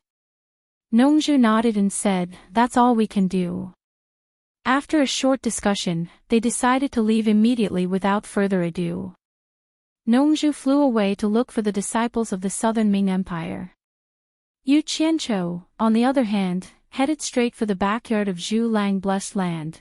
Yu Qianqiu came to the door of a bamboo house that looked like a stilted building. Just as he was hesitating whether he should push the door open or not, the bamboo door opened with a creak. The allure seductress held the door with one hand and looked behind him to make sure there was no one behind him. She leaned against the door gracefully and looked at him with her bright eyes, which made Yu Qianqiu's heart palpitate. He coughed and said, Are you used to living here?" The allure beauty covered her mouth and giggled. She then asked with a smile, "Are you here to see me and say goodbye? Or, are you wondering if I'm among the people you're taking away?" Hearing this, Yu Qianqiu was stunned. Obviously, Nongju had already woken up from her meditation. The distance between the front and the back of the yard was not big, so it was not difficult for her to overhear the conversation between Yu Qianqiu and Nongju. Obviously, she had heard what she should have heard. "Did you hear all of it?" Then he said with a wry smile, "Yan Zhuixing already knew the relationship between you and me. When we were in Lingfang Valley, he used you to threaten me. It's not safe for you to stay in the human world. You'd better leave with me." The allure beauty stretched out her arms and touched her hair. Then she shook her head with a smile and said, "I won't leave." "Why?" Yu Qianqiu frowned and said, "It's not too late for you to come back after I find a way to deal with that guy. Please believe me. I'm just leaving for a while. You can come back later if you want." "Of course I believe you. If I didn't believe you, I wouldn't have abandoned my sect and everything to follow you to the purple bamboo forest in the South Sea. Now I'm alone and have no one to rely on. Who else can I trust except you?" The allure beauty winked at him and said. She really couldn't stand it. Yu Qianqiu turned his head to avoid looking at her face. He made way for her and said, "You go to the front yard and meet with them. I'll go wake Yen-yu up. We'll leave together later." He thought she had agreed. Unexpectedly, the Allure Beauty shook her head slowly and said, "You guys go. I won't go. Anyway, I'm alone and have no one to love me. If Yen Juixing kills me, then so be it. That way, you won't pity me and I'll be a burden by your side. I don't want to be someone else's burden." Yu Qianqiu looked back and was speechless. What was she talking about? He then said with a wry smile, "Aren't you just saying that out of anger? Did I offend you in some way?" The Allure Beauty tilted her head and looked at him curiously. She blinked her eyes and said, "Don't you know where you offended me? This woman really knows how to rub my sore spot." Yu Qianqiu felt guilty. Why did he feel that this woman was leading him astray again? So he pretended to be at a loss and shook his head repeatedly. "I really don't know." The Allure Beauty sneered and said, "Okay, then come in and I'll tell you." She stretched out her jade-like arm and directly grabbed the clothes on Yu Qianqiu's chest. She forcefully pulled him in and closed the door. She then set up a soundproof enchantment in the room. She straightened her chest and pressed Yu Qianqiu step by step. "Why don't you continue to pretend?" She had already thrown caution to the wind. She knew that if she didn't take this opportunity to force Yu Qianqiu to break the window paper, it would be even more difficult in the future. After thinking about it for all these years, she finally understood that the past was in the past. She was still the Allure Beauty who dared to love and hate. Why should she be bound by invisible constraints and be entangled in the middle of the night when no one was around? So she resolutely decided to be herself. At the same time, she also decided to tear off the hypocritical mask of that lecherous but cowardly guy. Everyone had a clear understanding of the matter. There was no need to face hypocrisy with a conscience. What she liked was what she liked. What did it have to do with others? Of course, it took a lot of courage to make such a decision. It was difficult for her to make up her mind alone. It was someone else who really made her make this decision, and this person was in the bamboo house next door. Especially after hearing the conversation between Yu Qianqiu and Nongzhu, that person immediately came up with an idea to let her threaten Yu Qianqiu at this time. Yen-yu, who was sitting cross-legged, slowly opened her eyes after the two people next door entered the room and stopped moving. She smiled bitterly and shook her head. She had seen many things between men and women in the dormant spring house. In this aspect, nothing could be hidden from her eyes. After getting along with the Allure Beauty for a long time, she naturally found out the secret of the Allure Beauty. Otherwise, why did the Allure Beauty go to the cornucopia to find Yu Qianqiu in the dormant spring house? It should be known that the more unruly a woman looked on the surface, once she fell in love with a man, she could really do anything. She could die with just a word. This kind of woman could not afford to be hurt. If it was just the wishful thinking of the Allure Beauty, she would not have fanned the flames. No woman liked her man to have many women. However, she also saw the guilty conscience hidden in the bottom of Yu Qianqiu's heart. If he was open-minded, why would he have a guilty conscience? It was only because of some special reasons that he didn't dare to take even half a step out of line. Finally, there was the scene next door. Yen-yu didn't know whether she had done a good deed or if she had done something stupid. In fact, she knew in her heart that the reason why she did this was not because she was willing, but because of her inferiority due to being born in a brothel. In addition, she cared too much about Yu Qianqiu and was afraid of losing him. She just wanted to please Yu Qianqiu, but why was there a trace of bitterness in her mouth that was difficult to swallow? Yu Qianqiu had never been so afraid before when he saw the Allure Temptress's large breasts pressing against him. He retreated in a panic until he was forced to the wall and had nowhere to retreat. He raised his hand and smiled bitterly. "I surrender. I surrender. Stop right there. What do you want?" Seeing his trembling appearance, the Allure Beauty was angry and funny at the same time. She bit her red lips and said, "In the past, I would go wherever you told me to go, and I would not say anything if you took me, but today, I want a reason. Why do you want me to listen to you like this?" With a cold expression, Yu Qianqiu put down his hands and stood up straight. He said indifferently, "Don't get the wrong idea. You and I have known each other for a long time. I just don't want Yan Juixing to use you to threaten me. There is no other meaning. It is not what you think at all." These words should be enough to hurt a woman's heart, but the Allure Beauty did not take it seriously. She asked with a smile, "What else?" Under such pressure, Yu Qianqiu could not pretend anymore. He said with a bitter smile that he also wanted to avoid. "The biggest reason is naturally because you are my master's wife. I have the responsibility and obligation to protect your safety. Go to hell." Hearing this, the Allure Beauty flew into a rage.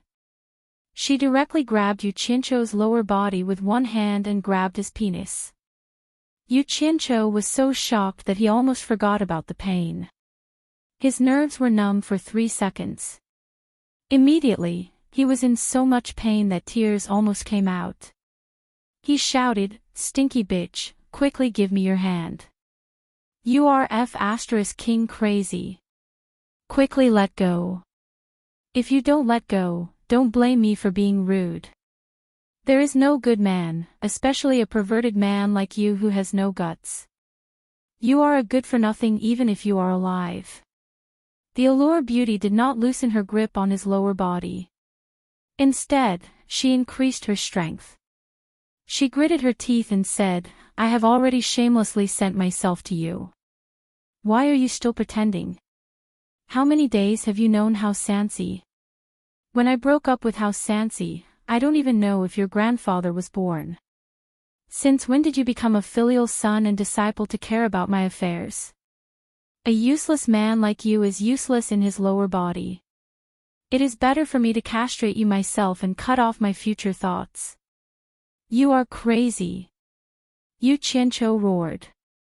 His body suddenly emitted green flames, wanting to force the other party to retreat. However, the Allure Beauty had already thrown caution to the wind. Enduring the unbearable pain, she clenched her teeth and closed her eyes. She shook her head and said, "If you do not give me a reason today, I will not let go even if I die. If you have the ability, then kill me. King let go. Ouch, it hurts. It hurts." Yu Qianqiu really wanted to force out the purple flames and burn the devil's claw that was grabbing him. However, he could not bear to do that. Ouch, he gave in and said, Tell me, what kind of reason do you want?" Chapter 964. Not long after, a faint red mist rose from Hai Wei's head. It had a slight smell of blood, and it slowly dissipated into the air. Not long after, Hai Wei slowly opened his eyes. When he saw Yu Qianqiu in front of him, he recalled everything that had happened. His forehead was instantly covered in sweat. He turned around and knelt in front of Yu Qianqiu. He said sorrowfully, "This subordinate deserves to die. I have failed Mister's trust. Whether I deserve to die or not, we can talk about it later. Tell me what happened first." Yu Qianqiu said calmly with a fishing rod on his shoulder. In fact, Hai Wei and the others did not know his real secret, so he had nothing to worry about. After Hai Wei told him everything that had happened, Yu Qianqiu snorted coldly. "If that's the case, I'm afraid that Imo Xiaojun, Tian Yi, and Li Qiuxiang's situation are similar to yours." He did not expect Yan Juixing to be so vigilant that he could discover Hai Wei and the others. Before coming here, he had only refined the awakening pill to make complete preparations. As for whether or not someone had been controlled by Yan Juixing, he could not guarantee it. However, with his methods, Hai Wei was no match for him. After a slight test, he immediately revealed his true colors. It was even more impossible for him to escape from him. This subordinate not only delayed Mr.'s matter, but also harmed my own brothers. This subordinate deserves to die. Please punish me, Mr. Hai Wei knelt there with a pale face. All right. It's not your fault. It was my own negligence. How could you be a match for Yan Juixing? Get up. After calling Hai Wei, who was repeatedly thanking him, to his feet, Yu Qianqiu looked coldly in the direction of the 10,000 demons. He then took out a jade talisman and crushed it. A faint glow quickly dissipated in the air. Not long after, Hai Wei abruptly raised his head and looked to his left and right. He saw streaks of light flying past his head at an extremely fast speed, fanning out in the direction of the 10,000 demons. Just as he was about to say something, Yu Qianqiu waved his hand and said, "Come and meet me at Xiaojun's place." Seeing Yu Qianqiu's nonchalant expression, Hai Wei immediately understood that the group of experts flying over his head were Yu Qianqiu's men. Alarmed, he cupped his hands and said, "Yes." By the time he raised his head, Yu Qianqiu had already disappeared. His guess was right. These people were indeed Yu Qianqiu's men. They were the 3,000 people that Yu Qianqiu had brought from the hero army that he had trained in the Divine Ruin Realm.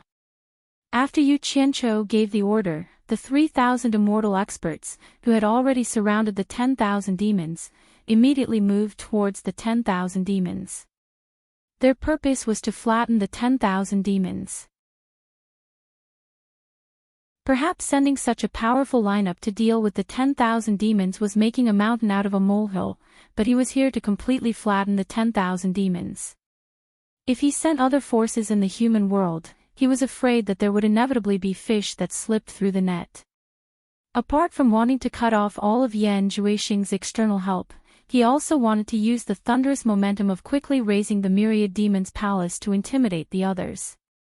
This was to prevent people from not being able to see the situation clearly and secretly assisting Yan Juixing. At the same time, the Green Gang and the Hong Gang had already sent out a large number of people, mobilizing and joining forces with various sects to clean up all the disciples of the 10,000 demons in the Chinese cultivation world and search for Yan Juixing. Sikong Ju of the World Chamber of Commerce had also used the huge network of the World Chamber of Commerce to pass on Yu Qianqiu's decree to the forces of various countries. Any disciple of the 10,000 demons would be killed without mercy, and Yan Juixing would be rewarded with 10 billion high-grade spirit stones if he was found and reported. All the news would also be fed back to Yu Qianqiu at any time through the huge network of the World Chamber of Commerce.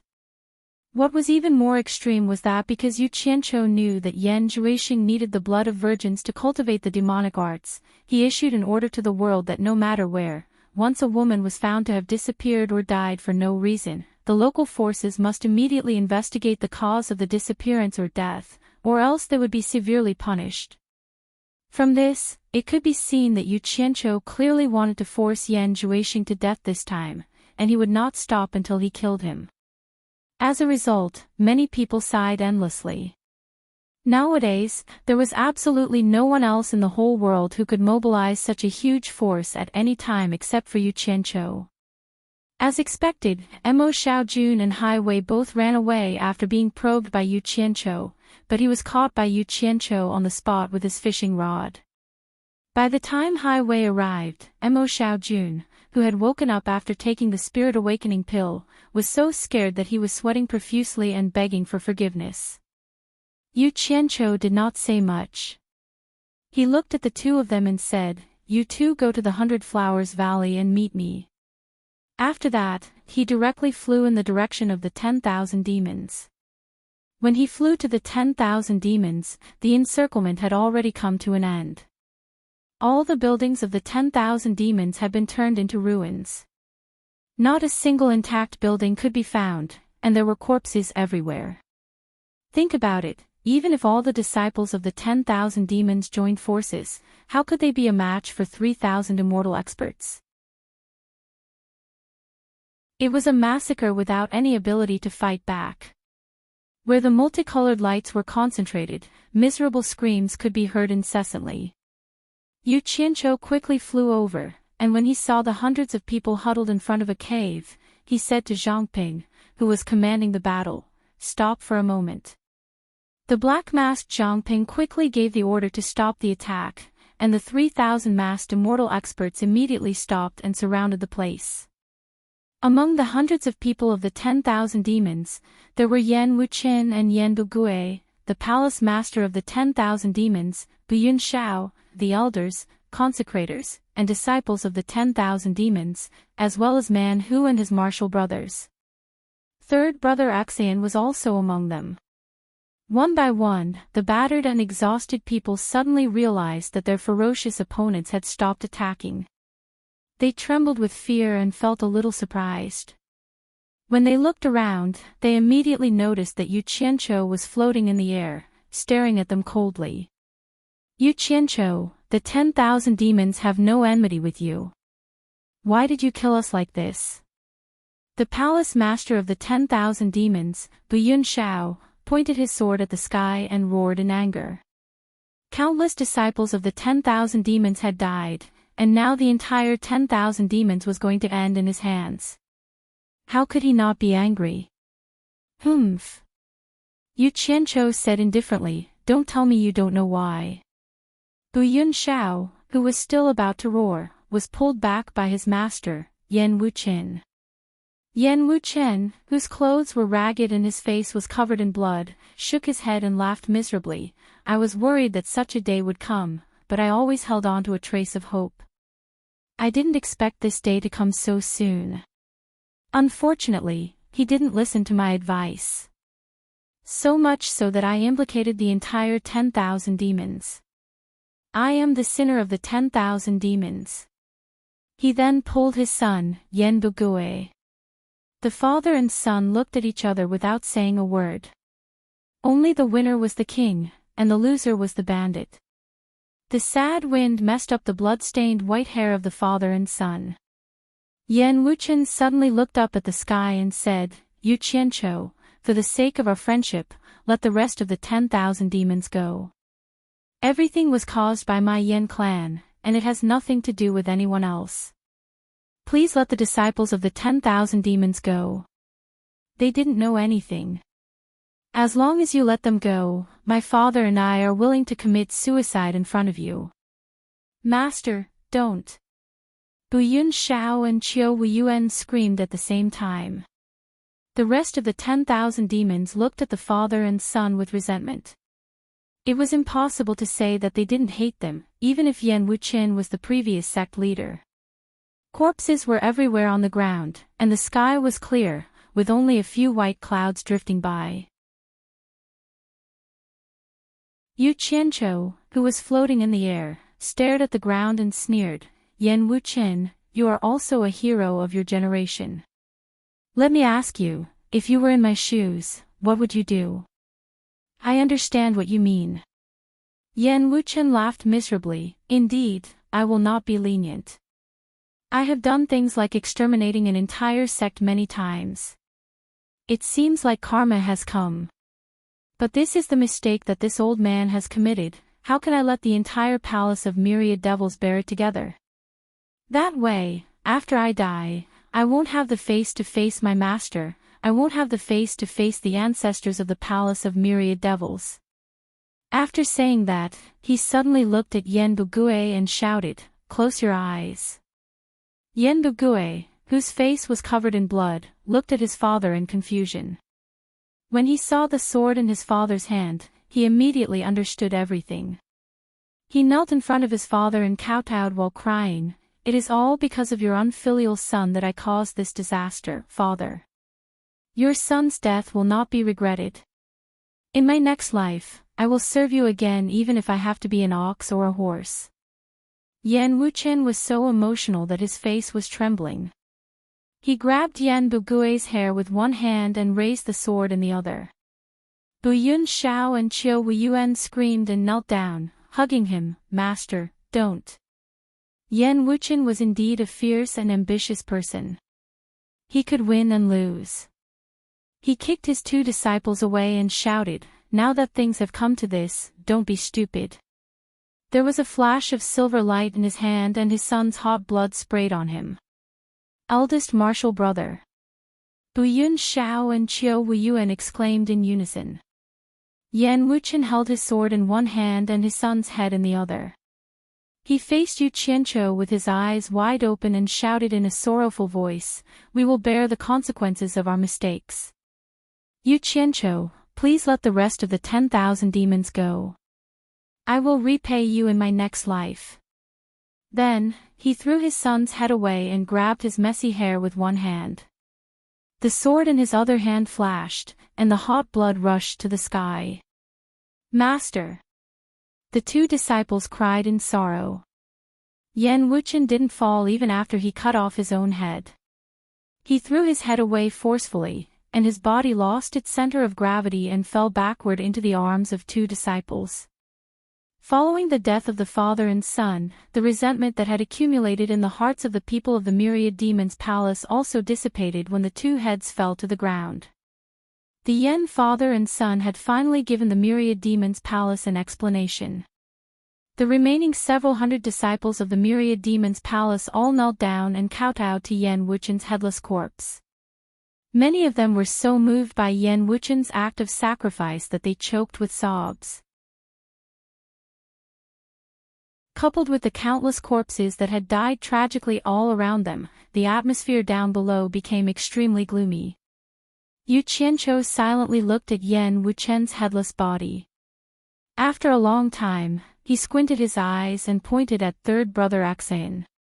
He said to Zhongping, "He won't die for now." Zhongping immediately teleported down and restrained the unprepared third brother Axane. In the blink of an eye, he flashed back into the sky. However, the meaning of Yu Qianzhou's words was very clear. The people below immediately cursed. Qiu Wuyuan hugged his master's headless body and shouted, "Yu Qianzhou, you will die a horrible death." Man Hu and his fellow disciples fearlessly rushed towards Yu Qianzhou and shouted in unison, "Avenge master." Zhongping waved his hand and directly ordered, "Kill."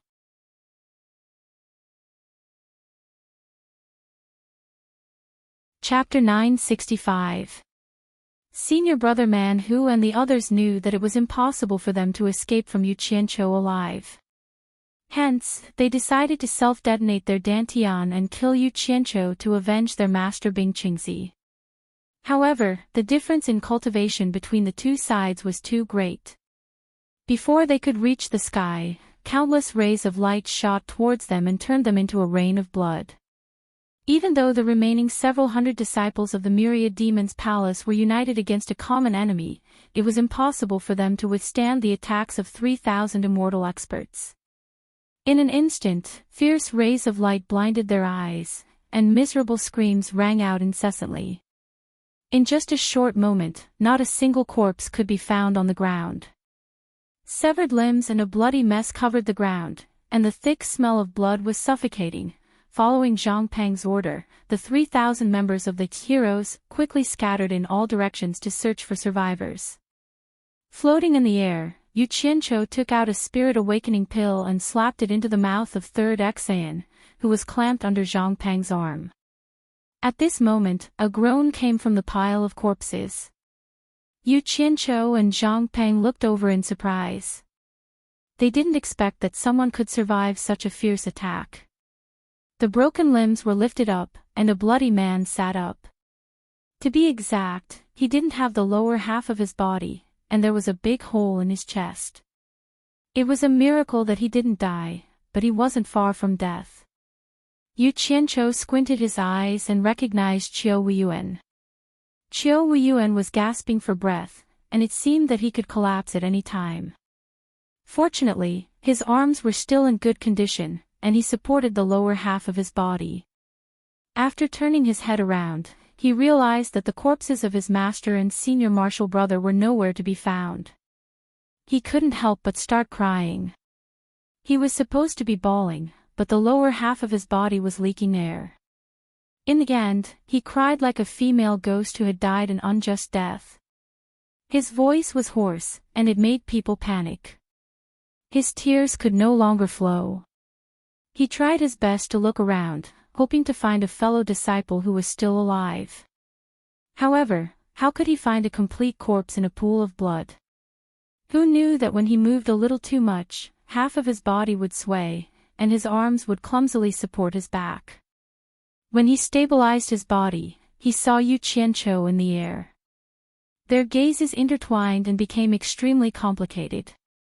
The enmity between them had already vanished like smoke in thin air, and the gazes they used to look at each other had returned to the distant past. Yu Qianqiu remembered the difficult days after he entered the cultivation world. He was lucky enough to not die in Onquangsong. After he escaped from Onquangsong like a stray dog, he didn't dare to come out and hide in the pillar of the state general's residence. Later, he met Guan Yu, and under Guan Yu's lead, he went to the Hundred Flowers Valley. It was in the Hundred Flowers Valley's Hundred Flowers house that he met a slightly sloppy old man. The two of them were drinking and chatting at the same table. That sloppy old man was Qiu Weiyuan, who was now on the brink of death. That was the first time he met Qiu Weiyuan. After that, the encounters between the two of them appeared before Yu Qianqiu's eyes like smoke. He really couldn't match the bloody man in front of him who was about to die. Yu Qianqiu almost couldn't remember anything else. These years had passed in a hurry. He had always been busy searching for the supreme path, wanting to break free from the misfortune of his previous life. Many people and matters had been left behind by him one by one. In short, he had killed a lot of people, and his hands were stained with blood. He didn't know if it was because he was really cruel, or because he had always been estranged from the people and things in this world. The first thing that came to Qiu Weiyuan's mind was the scene in the Hundred Flowers house. He met two young men while drinking alone. One of them was the guy who flattered him, Yu Qianqiu, in front of him. As for the other one, he didn't seem to have seen him again. After they parted ways, he only had a slight impression of this flattering young man because he was a little interesting. He didn't even think that he would meet him again, because he was just an insignificant individual cultivator. His status was worlds apart from his. However, after so many years, the rise of this young man could be called a miracle. Many people couldn't stop him even if they wanted to. As a result, he walked step by step to where he was today. He was even strong enough to destroy 10,000 demons with a wave of his hand. If he had known this earlier, he would have killed him to prevent future troubles. But who would have thought that this day would come? Who would pay any attention to an insignificant wandering cultivator? Things are human, not. Qiu Weiyuan's throat spat out a few inaudible words. His eyes that were looking at the sky gradually became dull and lifeless. Bang! Zhangpeng slashed out a ray of light and blew him into pieces on the spot. Yu Qianqiu was also startled by this sound and woke up from his memories. Looking at the scene of corpses below him, his Adam's apple moved slightly. When he turned to glance at Zhangpeng, he saw that Third Xian's eyes were unfocused and his face was ashen. It was obvious that he had remembered something. Yu Qianqiu took a deep breath of the air that was filled with the thick smell of blood. He looked at Third Xian and sneered, "Third Xian, you've finally woken up. You must have had this dream for a long time. Did you remember anything?" Zhangpeng immediately grabbed the back of Third Xian's neck by his clothes and dragged him in front of Yu Qianqiu. Third Xian slowly raised his bloody face and looked at Yu Qianqiu with a bitter expression. Yu Qianqiu, let me go back to Lingfang Valley and find my master to apologize. I will cut my throat in front of my master. You don't have to do it. Lingfang Valley. Your master. Yu Qianqiu laughed as if he had heard a funny joke. He shook his head and said, "With your help, Lingfang Valley has long been destroyed by Yan Juexing. In order to save your brothers, your master was humiliated by Yan Juexing. He almost lost his life. As for your brothers, none of them were spared. all of them were killed by Yan Juixing. Today's Lingfang Valley has already become a barren mountain. Your master has also left disheartened. Only the souls of your brothers are lingering here. You're just an animal that helps a tiger do evil. What do you want to go back to see? After hearing this, Third Axion looked at Yu Qianzhou with fear in his eyes. It was as if he had seen a ghost. His chest was heaving up and down and he was holding his breath. But in the end, he could not hold his breath. He spat out a mouthful of blood and asked in a trembling voice, "Is what you said true? Yan Juixing never abandoned you and kept you by his side. He trusted you so much. Didn't he tell you about this?" Yu Qianzhou snorted coldly and said, "Everyone in the cultivation world knows about this. If it weren't for our friendship, you would have died by my hands long ago. Do you think there's any point in me lying to you?" Third brother Axion was stunned like a wooden chicken. After struggling for a long time, Yu Qianzhou signaled Zhang Ping to let go and said, "For the sake of your master, I won't kill you. Get lost." "Where's my master? I want to see her." Third Axion asked with a bleak expression. "I think you can forget about that. Your master has finally recovered from her sadness and despair.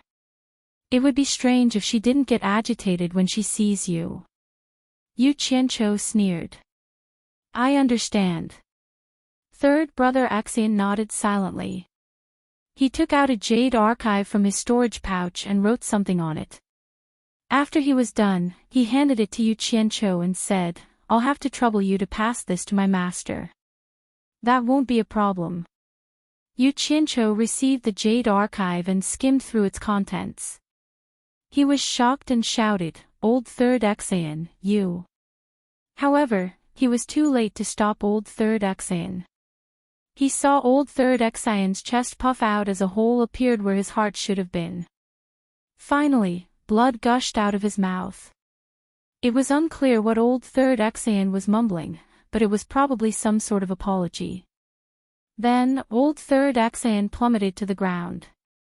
Yu Qianzhou held the jade archive in his hand as he watched Third brother Axion fall from the sky. He was speechless. Initially, he wanted to incite Third brother Axion to help him be a spy. Based on his understanding of Yan Juixing, he wanted to see if he could find Yan Juixing. Who knew that he might have overdone it? Instead of seeking revenge, Yan Juixing felt guilty and committed suicide by exploding his heart meridian. What a mess! Yu Qianzhou looked at the jade archive in his hand. It was filled with words of apology to Lu Yanqing. His reaction was a little slow. "Damn it! You sure have it easy. You committed a bunch of mistakes and yet you don't know how to repent. You just die." Yu Qianzhou muttered as he looked down. When he raised his head, the 3,000 men had returned. Zhang Ping took a head count and reported. Yu Qianzhou looked around and waved his hand expressionlessly. Everyone disappeared into thin air. However, all that was left were ruins. The corpses and the pools of blood painted a picture of the aftermath of a great battle. As the thick smell of blood spread, it soon attracted a large number of eagles and other birds to circle in the sky. The carnivores hiding deep in the mountains also began to poke their heads out of their caves. Smelling the blood in the air, they became unusually excited and restless. In the sky above the back mountain of the 100 Flowers Valley, Amano and Li Qiuxiang hung their heads in fear behind Yu Qianzhou. Yu Qianzhou looked deeply at the magnificent 100 Flowers Palace on the top of the mountain in the distance. He had wanted to bring people to destroy the 100 Flowers Palace in one fell swoop, but when he recalled Qiu Weiyuan's gaze before he died, a string in his heart moved. He remembered his promise to Ma Jiugu of Fu Xian Island, that he would take care of Bai Hua Fairy and her daughter. It was also because of this that he did not bring back the 3,000 men from the 10,000 demons to the realm of gods after sending them back to the 100 Flowers Valley. Otherwise, according to his previous plan, the 100 Flowers Valley would not be able to escape. Even so, he still had to do what he had to do. This time, he would not stop until he killed Yan Zhuixing. It won't be long before Mo Xiaojun and Hai Wei come to the 100 Flowers Valley. After you meet up, go to the Hong Gang and Qing Gang to assist Hong Qi and Gu Qingyun. When you see them, tell them to spread the news along with the forces of the World Commerce Association. Yu Qianzhou immediately told them about the destruction of the 10,000 demons, especially the tragic scene of Yan Wuqian and Yan Bugui committing suicide. He wanted to see if Yan Zhuixing would come to seek revenge after hearing about this.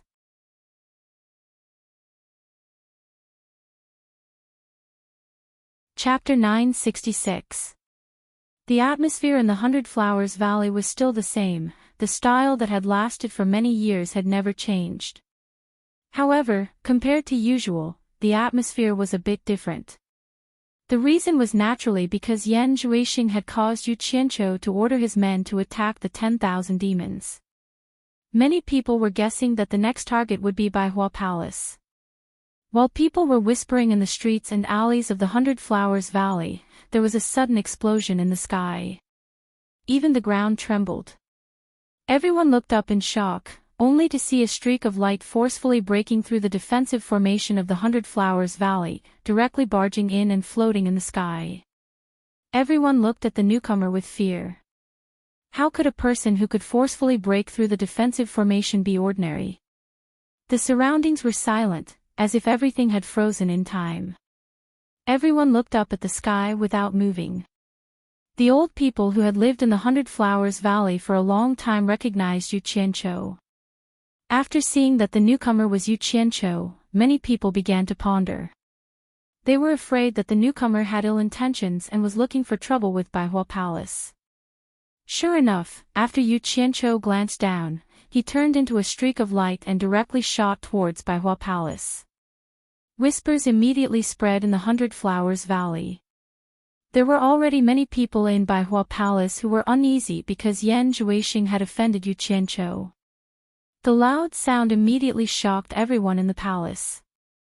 Before they could see who the newcomer was, a streak of light directly broke through the mountain gate and landed in front of Baihua Palace, standing face to face with Baihua Palace mistress who just happened to come out to see what was going on. Guan Muxue, long time no see. Yu Qianzhou stared coldly at Baihua Fairy and directly called out her name. It sounded like he had come with ill intentions. Baihua Fairy looked at Yu Qianzhou with a complicated expression. She had naturally heard about how her son was heavily wounded by Yu Qianzhou and had to run away. Facing Yu Qianzhou who injured her son, she didn't have much resentment. After all, it was her son who took the initiative to cause trouble this time. She only hated herself for not being able to stop her son. Now that things had come to this, it was too late to say anything. Let's do what needs to be done. Baihua Fairy slightly bowed, but didn't say anything. Yu Qianzhou narrowed his eyes and looked at the beautiful woman in front of him. Her hair had already turned white. Exhaustion was evident on her face. Obviously, she had not been less worried about Yan Zhuixing. Yu Qianzhou, what do you want? A figure flashed by. Yan Zixia's eyes were red and swollen as she stood in front of her mother, as if worried that Yu Qianzhou would do something to her mother. From the looks of it, she had been crying. Yu Qianzhou's gaze stopped for a bit at Yan Zixia's face, then said, "Move aside, I have something to talk to your mother about." "No." Yan Zixia protected her mother with all her might and shouted, "My brother's matter has nothing to do with my mother. If you want to kill someone, just kill me." "Ah." Yu Qianzhou coldly snorted, "Baihua Fairy, don't tell me that Yan Zhuixing didn't come to find you before he started this. He already knew from Li Qiuxiang and Tianyi that Yan Zhuixing had come, so he couldn't hide it from him even if he wanted to." "Zixia, move aside." Baihua Fairy pulled Yan Zixia away. Her expression returned to normal, then extended her arm towards Yu Qianzhou. "You. Torture envoy, please come inside, we can talk inside." With Yu Qianzhou's current status in the cultivation world, it's already a bit inappropriate to call him by his name, so she changed to calling him Torture Envoy. Yu Qianqiu didn't bother being polite with her, quickly walked past the mother and daughter pair, walking straight into the main hall and stood there with his hands clasped behind his back. He didn't plan to do anything to Baihua Palace this time, but a warning was unavoidable.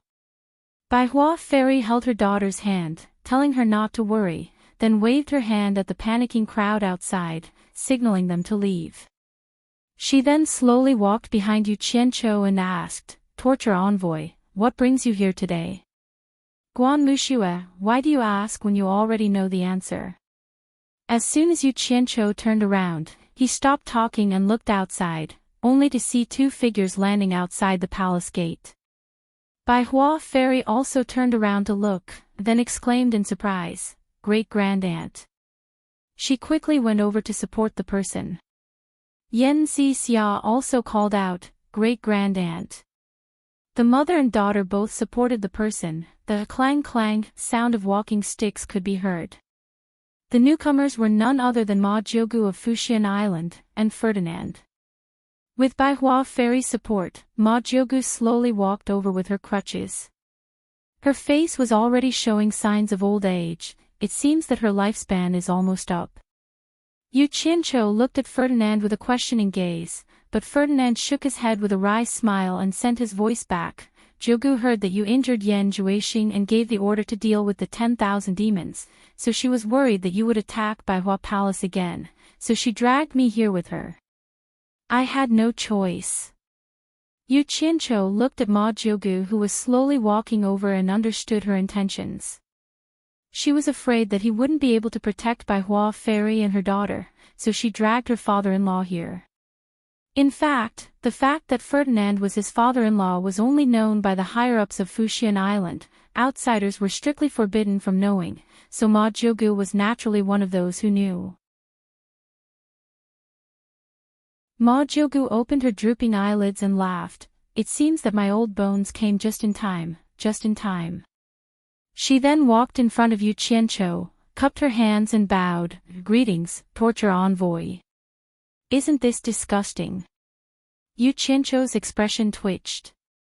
This old woman's greeting really made him feel uncomfortable.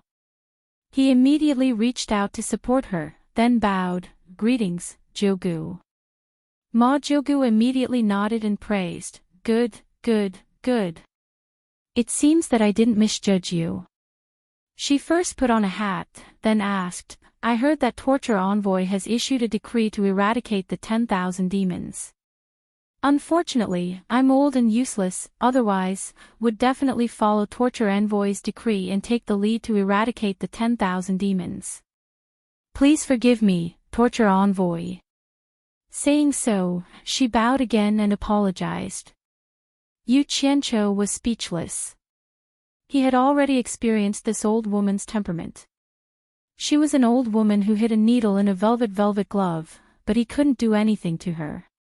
After all, she had helped him several times. Left with no choice, he quickly bowed and supported Ma Jiugu. "I dare not. I can order anyone, but I dare not order you." However, Yu Qianqiu was not prepared to let the other party casually manipulate him. The hierarchy of people was a matter of status. He had to protect what he needed to protect. Immediately, he said, "Besides, the matter of the Myriad Demons Palace has already been resolved. I have already sent people to flatten the Myriad Demons Palace." Yan Wuchen, the culprit who connived with Yan Juixing, apologized in public and personally cut off the head of his son Yan Bugue, then committed suicide. The matter of the 10,000 demons is over, so Jiugu doesn't need to worry about it. As soon as these words came out, the atmosphere in the hall suddenly changed. Yu Qianqiu could feel that Ma Jiugu's arm, which he was supporting, slightly trembled. Ferdinand was even more dumbfounded as he looked at him. He didn't expect him to eradicate the #1 demonic sect so quickly. In fact, not much time had passed since the 10,000 demons were eradicated. Yu Qianqiu directly teleported here after finishing the matter over there, so the news didn't have time to spread out. Naturally, no one else knew about it. Yan Bugue is dead. Bai Hua Fairy's face instantly turned pale, and her body staggered a few steps back.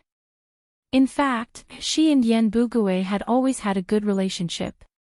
They were forced to separate because they had no other choice. Now that she heard that her husband was dead, she couldn't take the blow. You killed my father.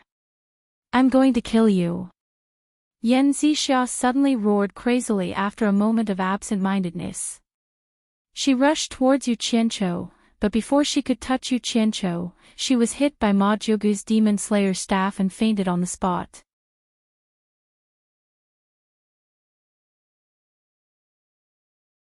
Chapter 967. Ma Jiugu ignored her, and now was not the time to care about her. There were more important things to deal with.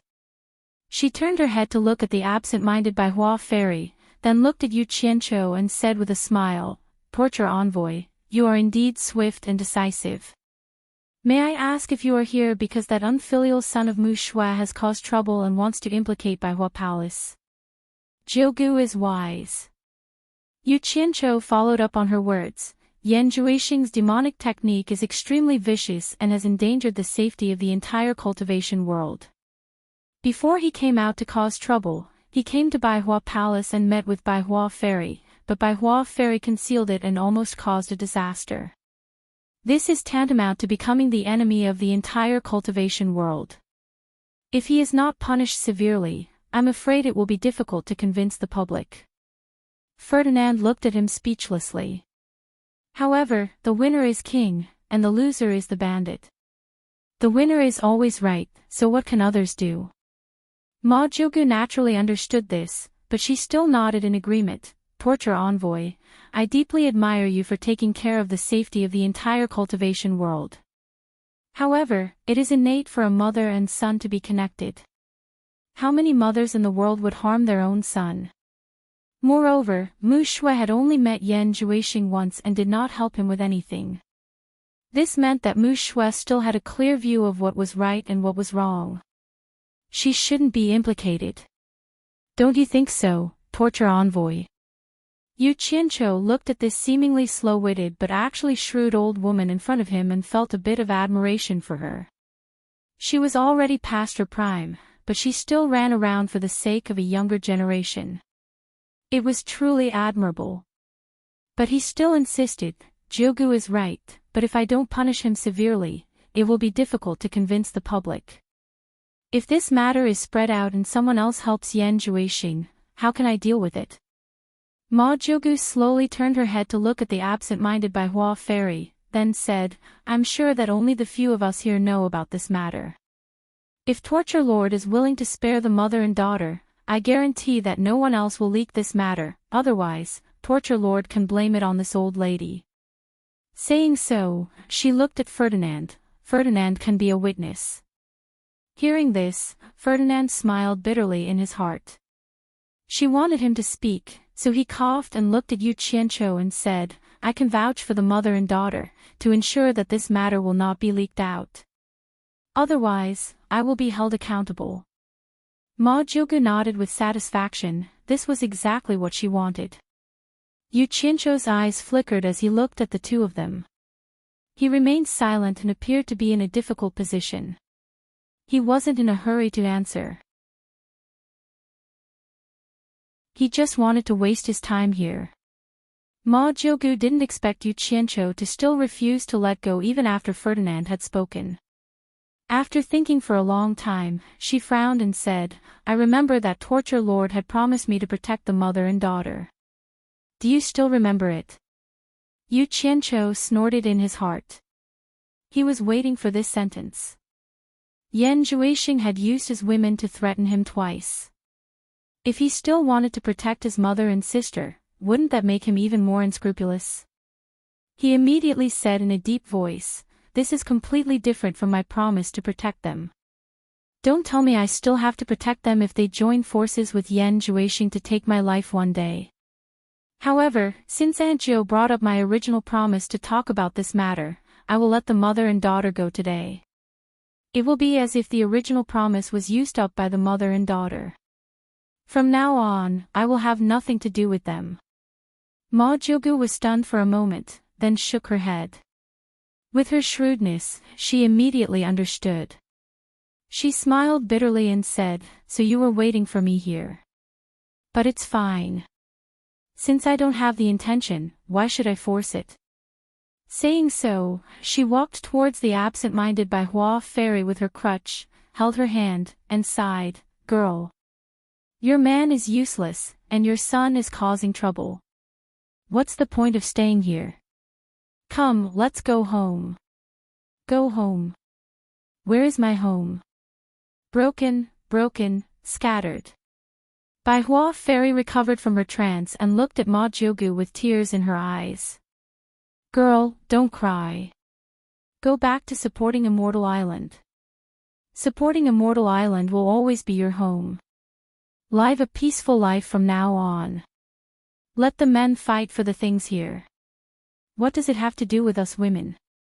If we continue to get involved, the ones who will be hurt will always be us women." Ma Jiogu turned around and nodded at Ferdinand. She no longer paid attention to Yu Qianqiu and held Bai Hua fairy's hand as she walked outside. Ferdinand immediately picked up Yan Zixia, who had fainted on the ground. Before leaving, he sent his voice to Yu Qianqiu, "How is Furong?" Yu Qianqiu didn't hide it from him and replied, "Furong is fine. I have brought her to the immortal realm. You don't have to worry." The immortal realm. Ferdinand was shocked. He didn't expect that Yu Qianqiu had reached the point where he could travel between the immortal world and the mortal world. He nodded with relief and didn't say anything more. Holding Yan Zixia in his arms, he caught up with Ma Jiogu, who was outside the palace gate, and flew away together. The huge palace was deserted. Only Yu Qianqiu was left standing alone with his hands behind his back. He was lost in his thoughts. The days when he was with Yan Zixia on Fuxian Island appeared in front of his eyes. But today, he took a deep breath, got rid of all distracting thoughts, and disappeared. A woman's giggling could be heard from inside Wenqing Palace. A beautiful woman with her beautiful hair tied up in a bun was constantly jumping and dodging, waving the long gauze behind her to tease the little boy who was chasing after her. The little boy had big bright eyes, delicate and cute. He playfully chased after the fluttering gauze. His charmingly naive appearance made the woman chuckle incessantly. "Mother, I caught it, I caught it."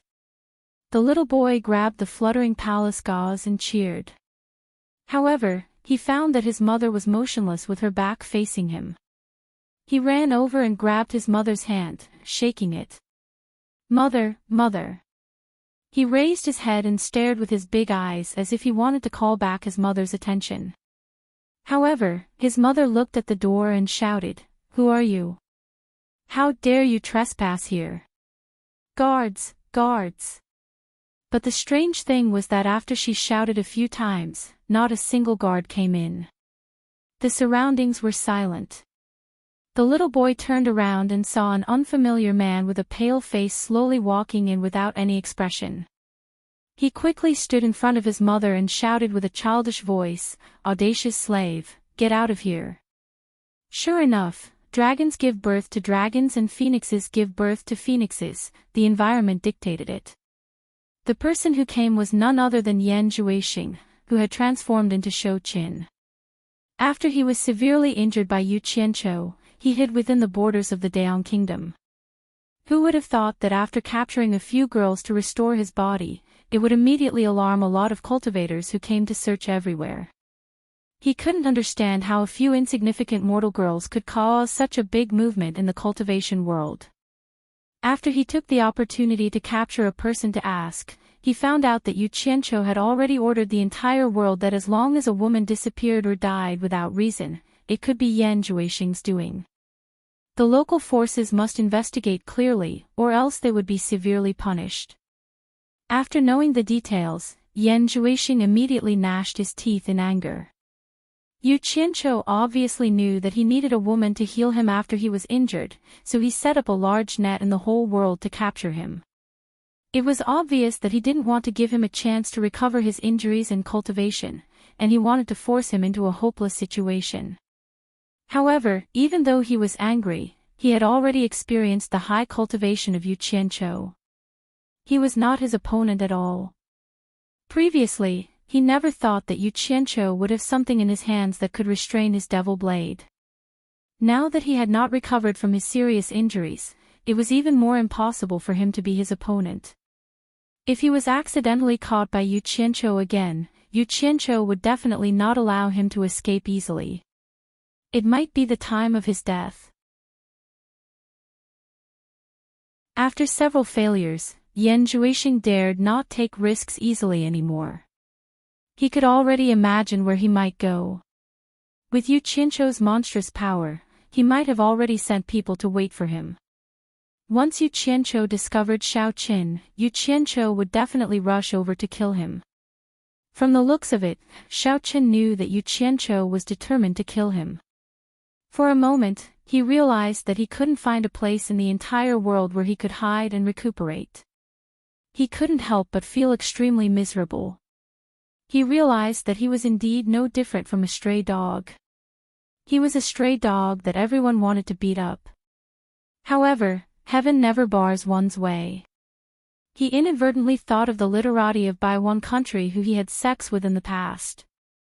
At that time, because of a moment of tenderness for the literati, he controlled the cultivators of the imperial palace of Baiwan country to protect her before he left. Even the emperor of Baiwan country was under his control. At that time, it was mainly because he was afraid that if something happened to him, no one would take care of the literati that he had tenderness for, so he didn't expose those people under his control. Thinking of this, he suddenly felt a glimmer of hope. If he trespassed into another country's palace, he might be discovered by the hidden cultivators protecting him. It was not a good idea to take risks in the current situation, but it was different in Baiwan country's palace. Most importantly, there were countless palace maids in the palace. With his control over Baiwan country's palace, he could find some palace maids to restore his body and cultivation. As long as the people in the palace didn't leak it, who would find out? Therefore, this scene happened. Yan Zhuixing looked at the child in surprise. He heard the child calling his mother from outside. He looked around and saw no other woman except for the young woman in front of him. Could it be that the literati was the child's mother, and the literati was already married? But he felt that it was not right. Without his permission, how could the emperor of Baiwan country let the literati marry someone else? Even if she was married, according to the rules of Baiwan country, how could the palace master still live in the palace? Moreover, there were no signs of other men in the room. Guards! Guards! The literati shouted a few more times, but there was still no movement around. Looking at the cold and unfamiliar man in front of her, she couldn't help but panic. The palace maids and guards outside were all absolutely loyal people that man had left for her.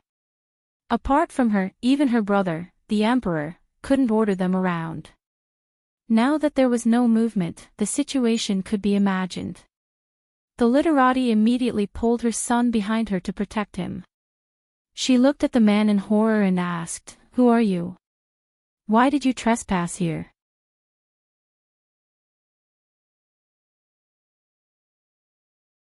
Chapter 968. Princess Wenqing, you are indeed a forgetful person. Yan Zhuixing sneered. A mass of black murderous aura came out from his body and wrapped around his whole body. When the black murderous aura was sucked back into his body, his original appearance was revealed. However, his face was still pale, which was the result of his serious injuries. Yan Zhuixing. Hipster's voice was trembling. She looked outside the palace and suddenly understood everything. No wonder there was no response from the people outside. It turned out that he had returned. In an instant, tears flowed uncontrollably from her eyes and slid down her cheeks. The child who popped his head out from behind her saw Yan Zhuixing's body emitting black smoke and shrank back in fear. However, when he saw his mother choking and crying, he came out like a little adult. He crossed his arms in front of him and said in a childish voice, "Don't hurt my mother." However, it was obvious that the little adult was shivering. He had never seen someone who could change his appearance. Obviously, he was still afraid. However, in order to protect his mother, he still stood out resolutely. "She is your mother." Yan Juexing snorted. He grabbed the child's clothes and brought him in front of him. He said indifferently, "Who is your father? If you don't tell me, I will throw you to death." Someone actually touched his woman. It was easy to imagine his mood. The child immediately waved his fists and kicked his legs. He shouted in the air, "Bold slave, let me go. My father is the most powerful person in the world. If my father comes and sees you bullying my mother and me, he will not forgive you." Yan Juexing was slightly stunned. The most powerful person in the world couldn't be Yu Qianqiu, right? He thought it was ridiculous. He immediately snorted, "Then I would like to see your most powerful father in the world. Tell me. What is your father's name? Where is he?" As he said, he raised the child over his head and was about to throw him. "Bold slave, my father is Yan Juexing. Let me go, or my father will not forgive you." The child was still struggling stubbornly. However, the name he said stunned Yan Juexing. After a shiver, he slowly turned around and looked at Wenqing in disbelief with a questioning look. Tears gushed out of Wenqing's eyes. She bit her lips and nodded to Yan Juexing, indicating that he was his son. Yan Juexing was stunned on the spot. Hipster walked up to him and easily took the child from his arms. She comforted the child who was glaring at Yan Juexing angrily and said with a choked voice, "Yun, he is the father that you miss every day. Mother lied to me. He is a bad person. My mother said that my father loves me the most. This person bullied me. He is not my father." The child pointed at Yan Juexing's nose and said. Yan Juexing swallowed his saliva with difficulty and asked with a trembling voice, "You said he's my son?" He couldn't believe that he actually had a son after just one night with Hipster Qing. Hipster nodded again and said with tears in her eyes, "Not long after you left, I found out that I was pregnant.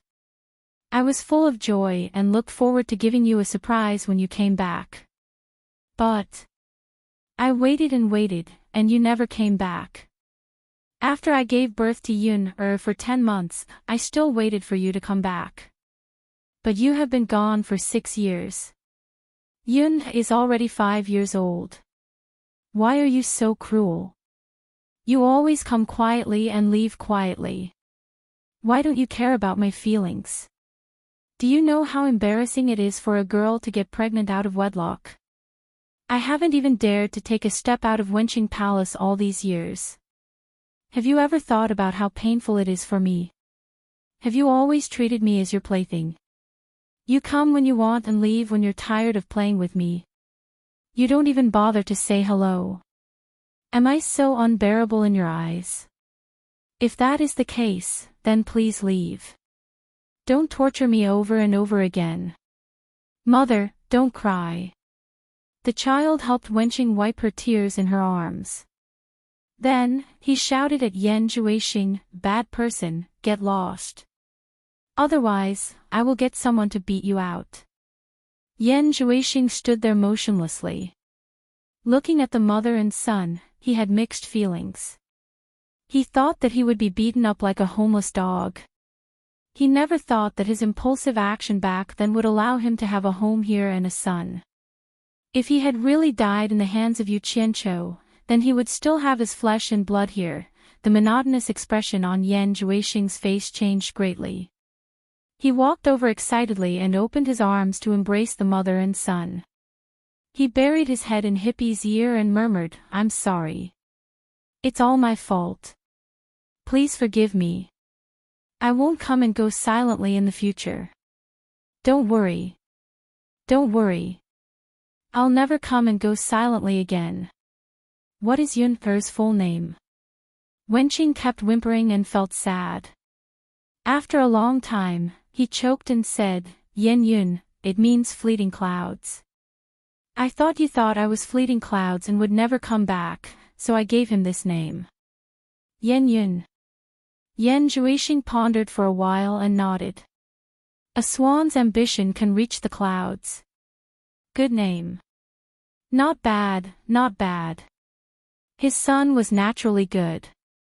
Yen Yun was a smart child. Although he did not understand what Yan Zhuixing and Wenqing were talking about, he understood that the stranger who said he would throw him to death was really his father. Instantly, he burst into tears. He bawled loudly, and he was extremely heartbroken. His crying made Wenqing unable to cry anymore. She pushed Yan Zhuixing away and asked the child, Yun, what's wrong? Yan Zhuixing was flustered. He looked at the child at a loss and said nervously, Did I not know how to control my strength and hurt him? Yen Yun turned his head and buried it in his mother's embrace. He choked and said, Mother lied to me. You lied to me. Father doesn't love me at all. He said he wanted to throw me to death. He is a bad person.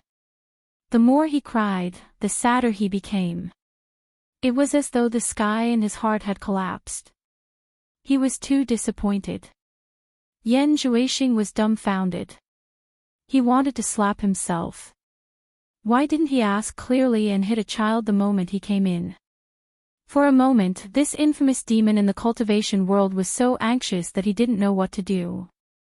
Sweat appeared on his forehead. He looked at Wenqing and wanted to say something but stopped. He didn't know what to say. Wenqing comforted the child in her arms with tears in her eyes. She looked at Yan Zhuixing and complained, Don't you have anything good to coax him?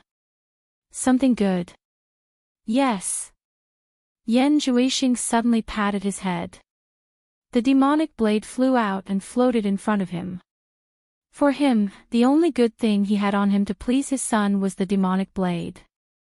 The sharp curved blade was shining with a blue light with red shadows. It emitted a beautiful and charming color.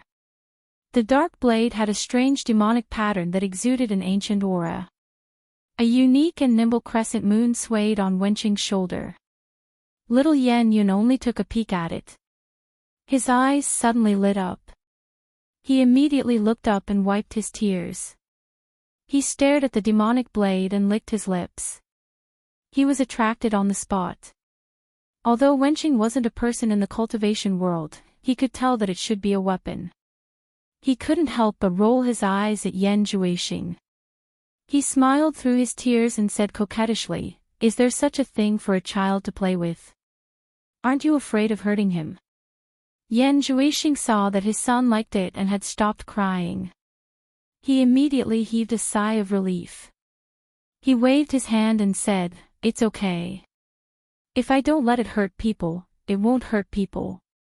Little Yan Yun, who was crying so hard just now, immediately forgot what sadness was. After all, he had the temperament of a child. He slid down from his mother's arms. The tears on his face hadn't dried yet, but he bit a finger. He raised his head and looked at the demonic blade floating in the air. He seemed to be wondering how it could fly. Yan Zhuixing's eyes lit up. He immediately controlled the demonic blade to fly around the house. As expected, it attracted little Yan Yun to clap and cheer. Not to mention little Yan Yun, even Wenqing was seeing such a magical thing for the first time. His eyes lit up. He didn't know how the demon god would feel if he knew this scene. The weapon he had personally refined had become a toy for a child to play with. Not long after, little Yan Yun completely let go and chased the demonic blade around the house. However, the physical strength of a child was limited. After a long time, he naturally became tired. In the end, he hugged the demonic blade and fell asleep. Under Wenqing's guidance, Yan Zhuixing placed him on a small bed and gently covered him with a blanket. At this moment, the pair of husband and wife looked at each other seriously. After a moment of shyness, Wenqing asked with concern, "Why do you look so pale?"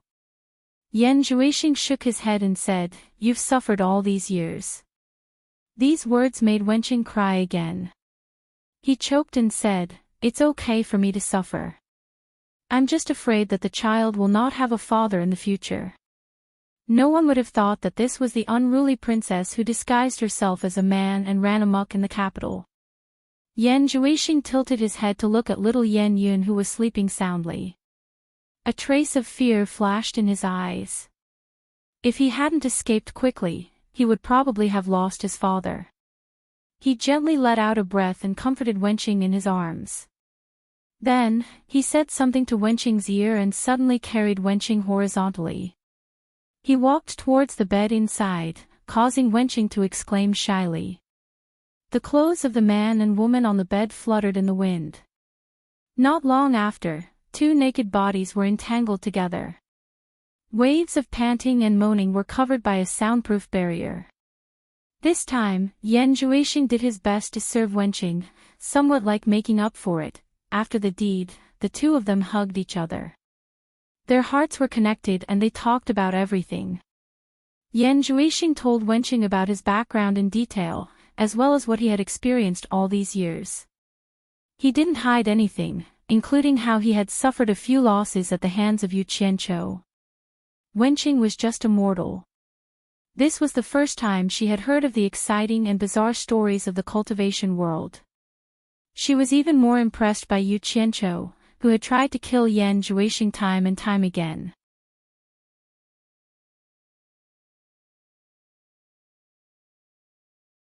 Chapter 969.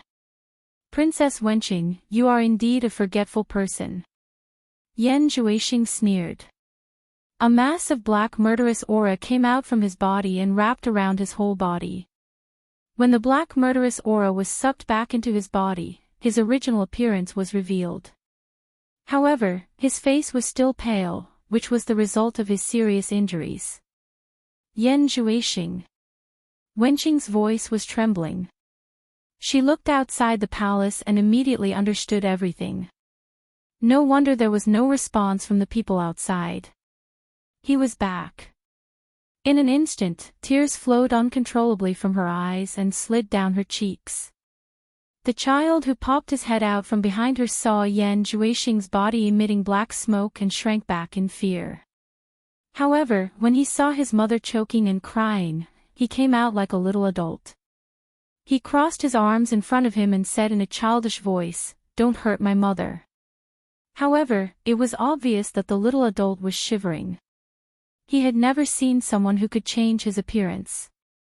Obviously, he was still afraid. However, in order to protect his mother, he still stood out resolutely. "She is your mother." Yan Zhuixing snorted. He grabbed the child's clothes and brought him in front of him. He said indifferently, "Who is your father? If you don't tell me, I will throw you to death." Someone actually touched his woman. It was easy to imagine his mood. The child immediately waved his fists and kicked his legs.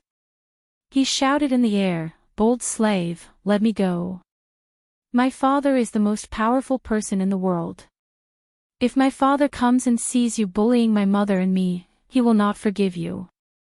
Yan Zhuixing was slightly stunned. The most powerful person in the world couldn't be Yu Qianqiu, right? He thought it was ridiculous. He immediately snorted, "Then I would like to see your most powerful father in the world. Tell me. What is your father's name? Where is he?" As he said, he raised the child over his head and was about to throw him. "Bold slave, my father is Yan Zhuixing. Let me go, or my father will not forgive you." The child was still struggling stubbornly. However, the name he said stunned Yan Zhuixing. After a shiver, he slowly turned around and looked at Wenqing in disbelief with a questioning look. Hipster burst into tears and nodded to Yan Zhuixing with misty eyes. He bit his lips and nodded to Yan Zhuixing, indicating that he was his son. Yan Juixing was stunned on the spot. Hipster walked up to him and easily took the child from his arms. She comforted the child who was glaring at Yan Juixing angrily and said with a choked voice, Yun, he is the father you miss every day. Mother lied to me. He was a bad person. Mother said that father loves me the most.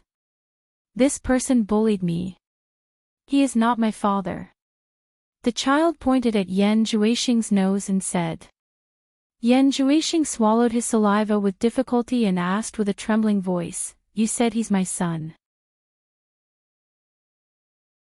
He couldn't believe that he actually had a son after just one night with the hipster.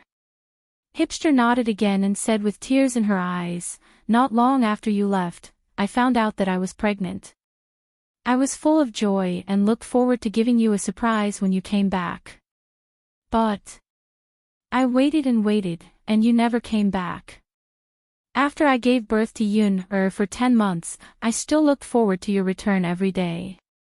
But you have been gone for 6 years. Yun is already 5 years old. Why are you so cruel? You always come quietly and leave quietly. Why don't you care about my feelings? Do you know how embarrassing it is for a girl like me to get pregnant out of wedlock? I almost didn't dare to take a step out of Wenqing Palace all these years. Have you ever thought about how painful it was for me? Have you always treated me as your plaything? You come when you want and leave when you're tired of playing with me. You don't even bother to say hello. Am I so unbearable in your eyes? If that is the case, then please leave. Don't torture me over and over again. Mother, don't cry. The child helped Hipster wipe her tears in her arms. Then, he shouted at Yan Juixing, Bad person, get lost, or I will get someone to beat you out. Yan Juixing stood there motionlessly. Looking at the mother and son, he had mixed feelings for a moment. He thought that he would be beaten up like a homeless dog. He never thought that his impulsive action back then would give him a home here and a son.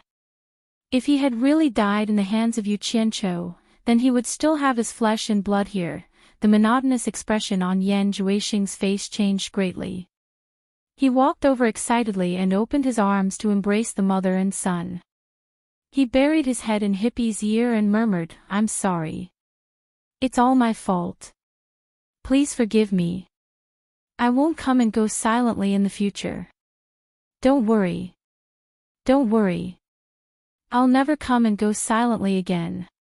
What is Yunfer's full name? Hippopotamus whimpered incessantly.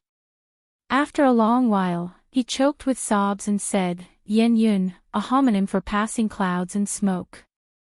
I thought you thought of me as a passing cloud and would never return, so I gave him this name. Yen Yun. Yan Juixing pondered for a moment and nodded. A swan's ambition can reach the clouds. Good name. Not bad, not bad. His son was naturally good. Yen Yun was a smart child.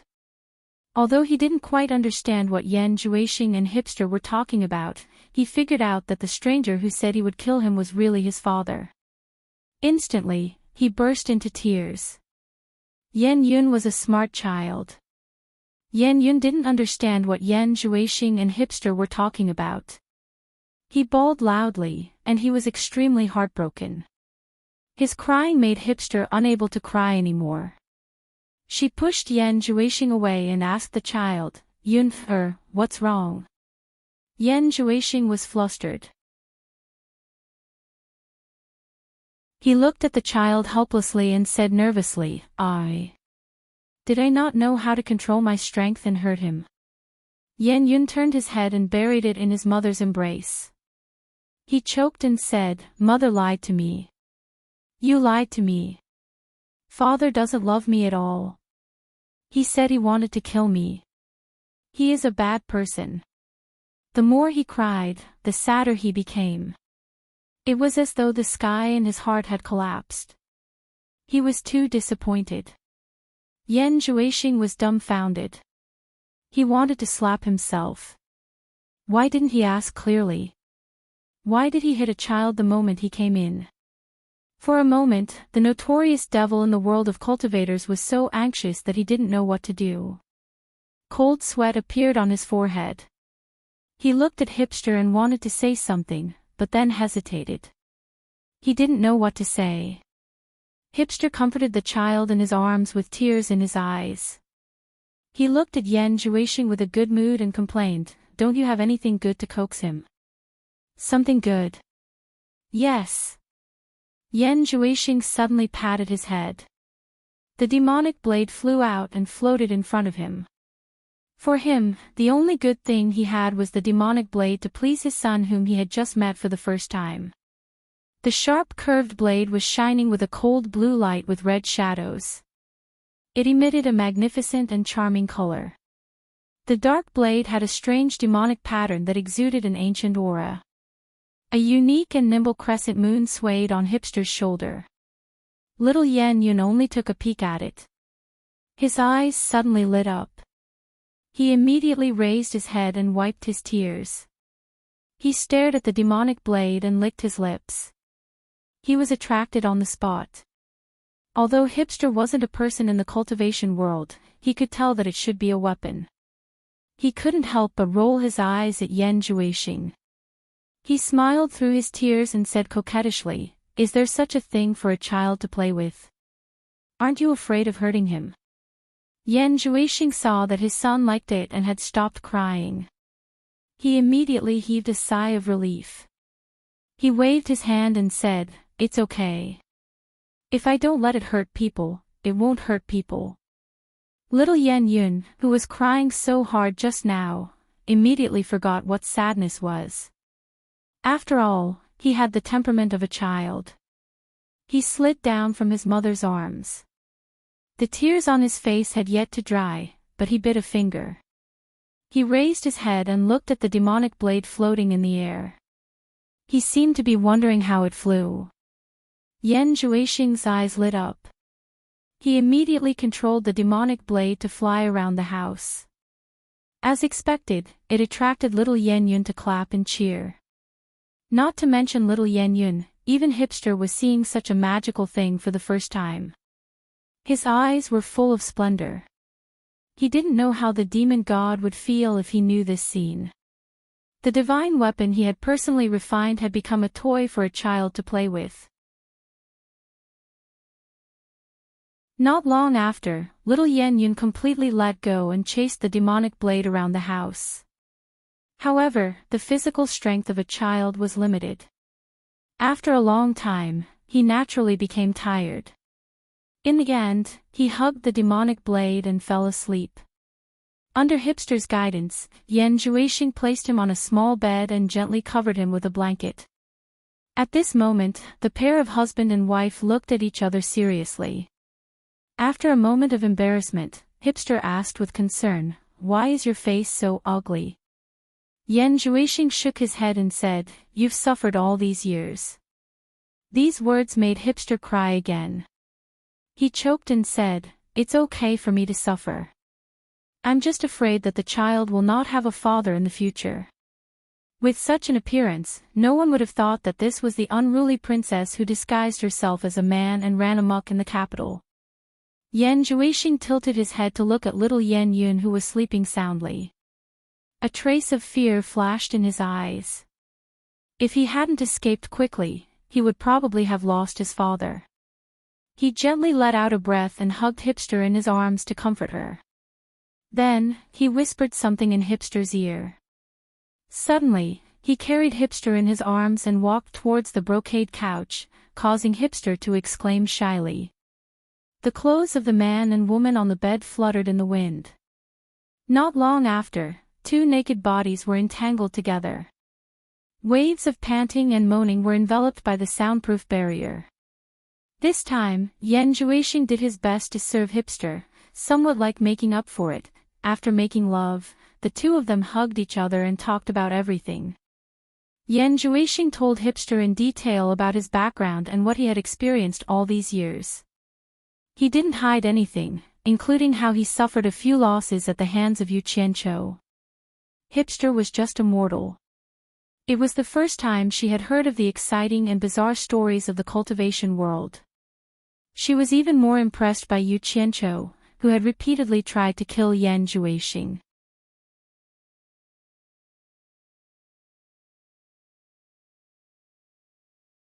Chapter 970. On the 22nd floor of the World Chamber of Commerce, Wei Chuanqiu left the room he had been guarding and walked slowly to the other side of the passage with a puzzled look. There was no other reason. Yu Qianqiu suddenly brought 5 women here and arranged for them to stay on the 22nd floor. Obviously, they had a special relationship with Yu Qianqiu. However, after Yu Qianqiu brought these women here, he ran away. He couldn't find them even if he wanted to solve his doubts. After some deliberation, he decided to personally investigate the matter.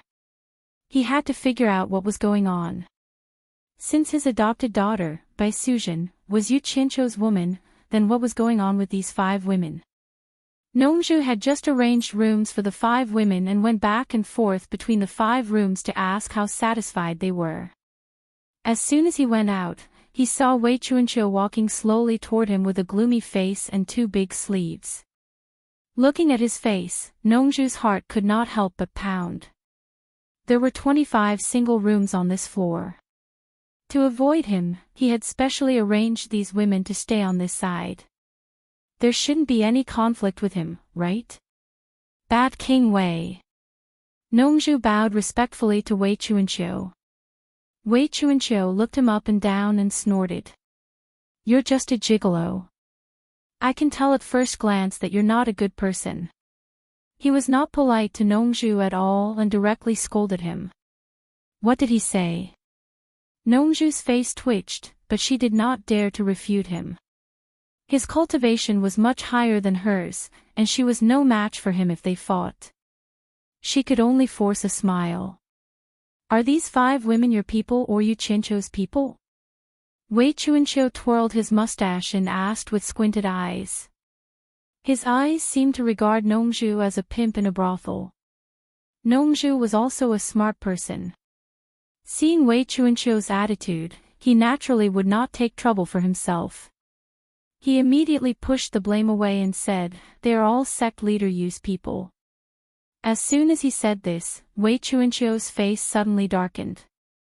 He stared coldly at Nongzhu and said in a low voice, "Call them out. I have something to ask them." Nongzhu felt that something was wrong and said awkwardly, "Bat King, why don't you wait for sect leader Yu to come back and ask him yourself?" Wei Chuanqiu snorted with a threatening tone and stared at Nongzhu with a fierce look. Nongzhu felt her scalp go numb and obediently knocked on the door one after another. Not long after, 5 different women came out obediently. They lined up in a row and stood in front of Wei Chuanqiu, trembling with fear. When Nongzhu called them out, she had already secretly transmitted a message to the 5 of them. This green-winged Bat King was an early-stage immortal emperor expert and had a bad temper.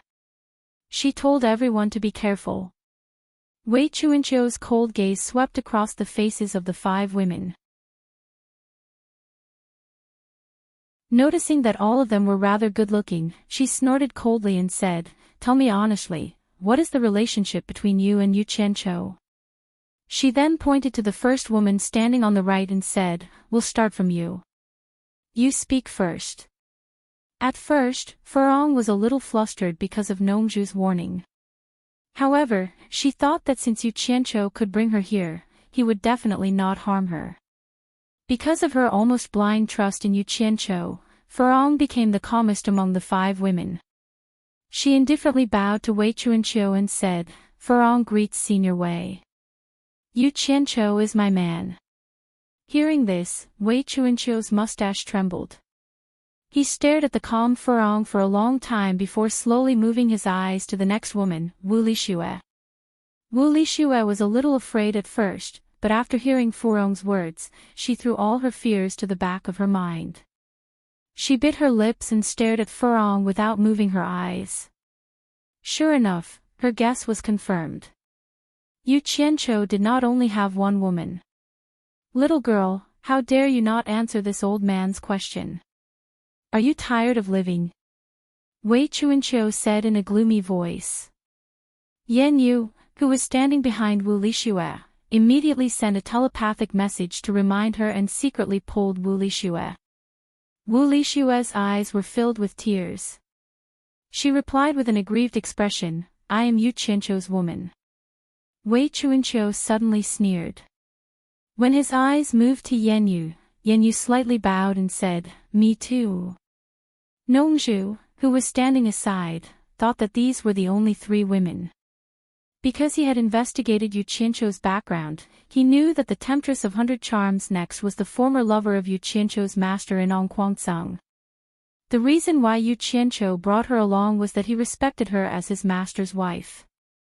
However, to his astonishment, the Temptress of 100 Charms followed closely behind Yan Yu and said shamelessly, Senior, Yu Qianqiu is my man. I am Yu Qianqiu's woman. Hearing this, Wei Chuanqiu and the other women didn't have much reaction. Unexpectedly, Nongzhu suddenly shouted angrily, Temptress of 100 Charms, don't make irresponsible remarks. There are deities above us. How dare you be so shameless and talk nonsense? Do you want to die? No one expected that Nongzhu would be so angry. They all looked at her in astonishment. The hostility on Wei Chuanqiu's face disappeared. After a while, he pointed at the Temptress of 100 Charms and asked Nongzhu, Is there any secret? Senior, you are wise. Nongzhu made an obeisance and pointed at the Temptress of 100 Charms who was biting her lips angrily. She said, This woman is the woman of Yu Qianqiu's former master. To be exact, she should be the wife of Yu Qianqiu's master. It's one thing for her to be shameless, but how dare she ruin Yu Qianqiu's reputation as well? Master's wife. The other women, including Wei Chuanqiu, exclaimed together. Furong, Wu Lixue, Yan Yu and Zi all looked at the Temptress of 100 Charms in disbelief. Even Yan Yu, who had spent the longest time with the Temptress of 100 Charms, did not know that the Temptress of 100 Charms was Yu Qianqiu's master's wife. If she had known, she would not have encouraged the Temptress of 100 Charms to threaten Yu Qianqiu in the purple bamboo forest in the South China Sea, because it was against human nature. No matter how open-minded Yan Yu was, it was still a little difficult for her to get through this.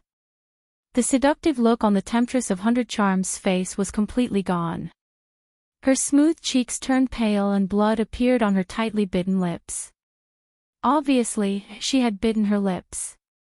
She slowly raised her head and looked at Nongzhu firmly. She said, Yu Qianqiu is my man. I am Yu Qianqiu's woman. Bitch. How dare you talk nonsense? Nongzhu flew into a rage and slapped the Temptress of 100 Charms' face. Paw! The slap made the Temptress of 100 Charms fall to the ground. Although the slap was not lethal, Wei Chuanqiu was inexplicably frightened. She looked at Nongzhu speechlessly and found that the toy boy was really cruel. He did not show any mercy when hitting a woman. Yu Qianqiu's master's wife said that she was Yu Qianqiu's woman. The other women were also shocked. They did not expect that such a thing would happen. They did not know what to do for a moment. The Temptress of 100 Charms, who was lying on her side on the ground, coughed slightly. Immediately, a pool of blood came out of her mouth and fell on the white floor. It could be seen that Nongzhu's slap was not light. The Temptress of 100 Charms lay on her side on the ground. She looked at the blood flowing from the corner of her mouth and remained motionless. Zi could not stand it anymore. She looked at her master resentfully and squatted down to help the Temptress of 100 Charms. Yan Yu also came to herself and followed Zi to help the Temptress of 100 Charms. Stop. Don't blame me for being rude to anyone who dares to help her. Nongzhu pointed at Zi and Yan Yu angrily. The two women looked at each other and squatted down. They did not know whether to help the Temptress of 100 Charms or not. Zi thought for a while and immediately showed the most lethal look to her master. She begged, Master. However, this time, Nongju directly ignored her. She pointed at Ze and shouted, "Shut up." Ze did not dare to speak at once. "I am an upright person. I don't need anyone's pity." The Temptress of 100 Charms sat up. She pushed Ze and Yan Yu's hands away and stood up stubbornly. With blood at the corner of her mouth, she looked at Nongju and said, "What did I do wrong? Why did you hit me?" Slap. Nongju slapped the Temptress of 100 Charms again and shouted angrily, "Shameless bitch. How dare you talk back to me?" This time, the strength of the slap was obviously stronger. The Temptress of 100 Charms' hair was messed up. She fell to the ground with blood flowing from the corner of her mouth. Wei Chuanqiu, who originally wanted to come over and denounce Nongju, was dumbfounded and stood aside obediently. It seemed that he wanted to show that this matter had nothing to do with him. He looked at Nongju with a strange look as if he was saying, "Brother, you are so cruel. Are you sure that this woman has nothing to do with Yu Qianqiu? Be careful that Yu Qianqiu comes back to get even with you." The Temptress of 100 Charms only lay on the ground for a while. Then she stood up stubbornly again. She tore a piece of cloth from her sleeve and tied her messy hair behind her head. The blood at the corner of her mouth and her red and swollen cheeks could not hide the firmness in her eyes. The firmness that she would never regret. "Senior Wei, is there anything else? If not, I will go back to my room to have a rest." The Temptress of 100 Charms directly passed Nongju and said to Wei Chuanqiu, as if Nongju had never hit her, "Ah." Wei Chuanqiu looked at Nongju and then at the Temptress of 100 Charms. He didn't know what to say. In fact, he was the culprit. If he hadn't come here to interrogate Nongju, such a thing would not have happened. "You are really a shameless bitch. I will kill you today in case you become a laughingstock." Nongju snorted coldly. She moved as fast as lightning and directly grabbed the neck of the Temptress of 100 Charms.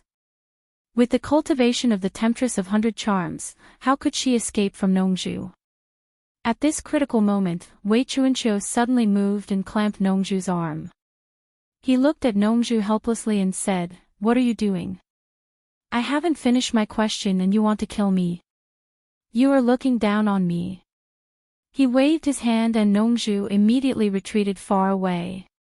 "Girl, this gigolo said that you are Yu Qianqiu's wife, and you said that you are Yu Qianqiu's woman. What is going on? Why can't I do it?" Wei Chuanqiu frowned and said.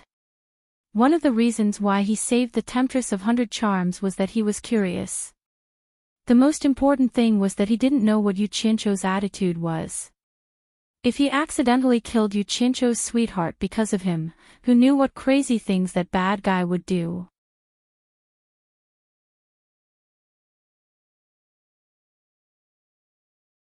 Chapter 971.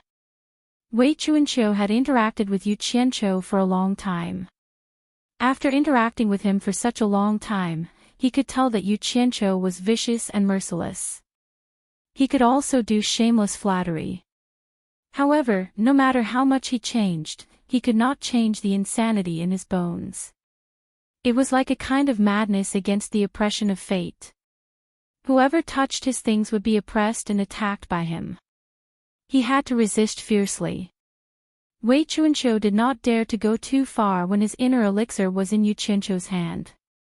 That was why he saved the enchantress from Nongju. "There was a man who gave me up. We had no relationship.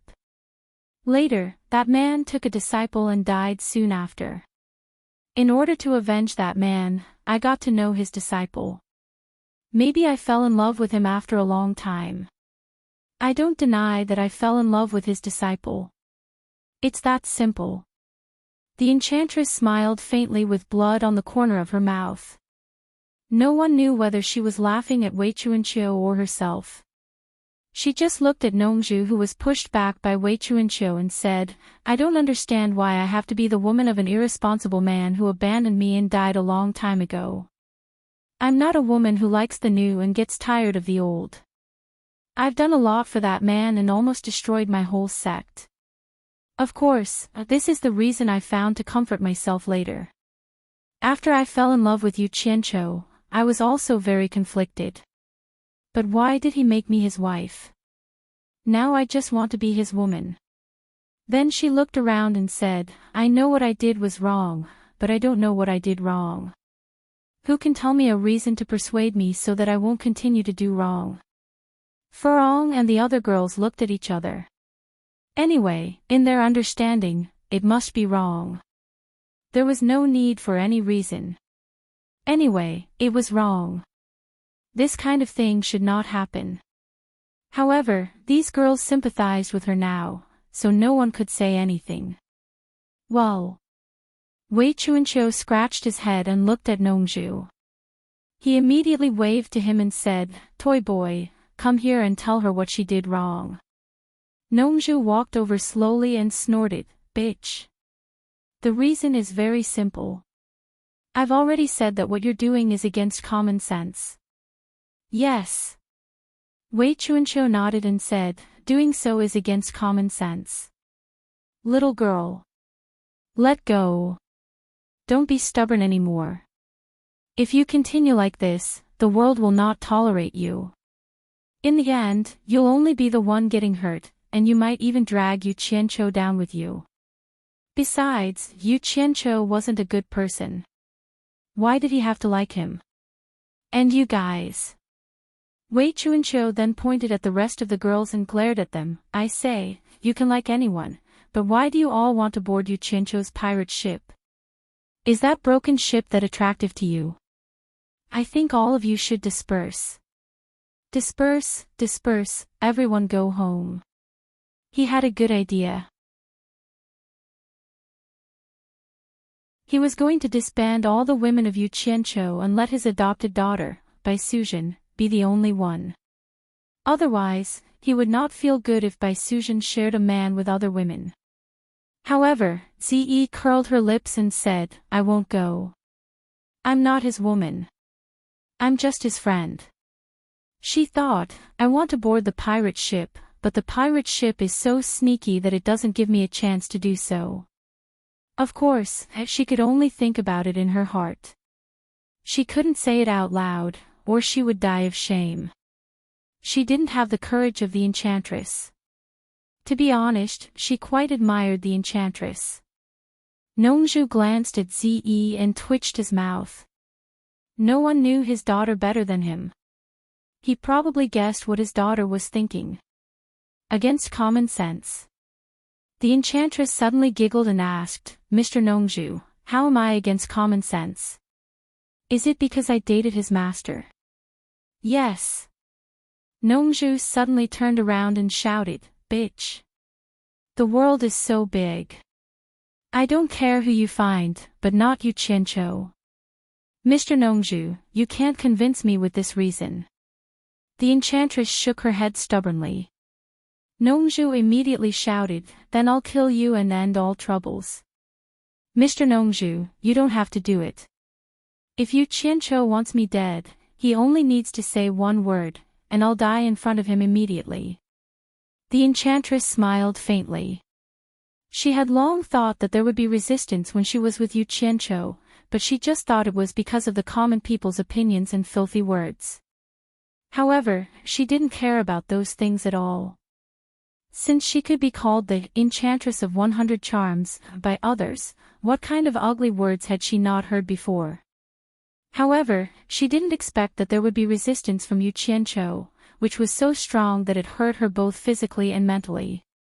Nongzhu suddenly squinted her eyes and asked word by word, did you two do something out of line? No, it's just my wishful thinking. The enchantress said fearlessly. The others looked at them in silence, especially Wei Chuanqiu.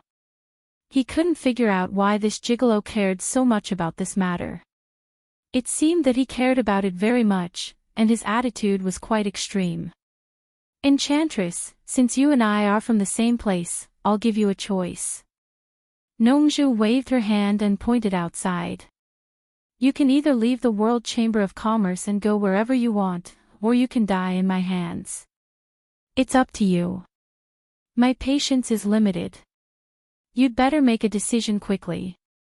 I won't go anywhere. I'll wait here for Yu Qianqiu to come back. I'll only listen to him, and I won't listen to anyone else.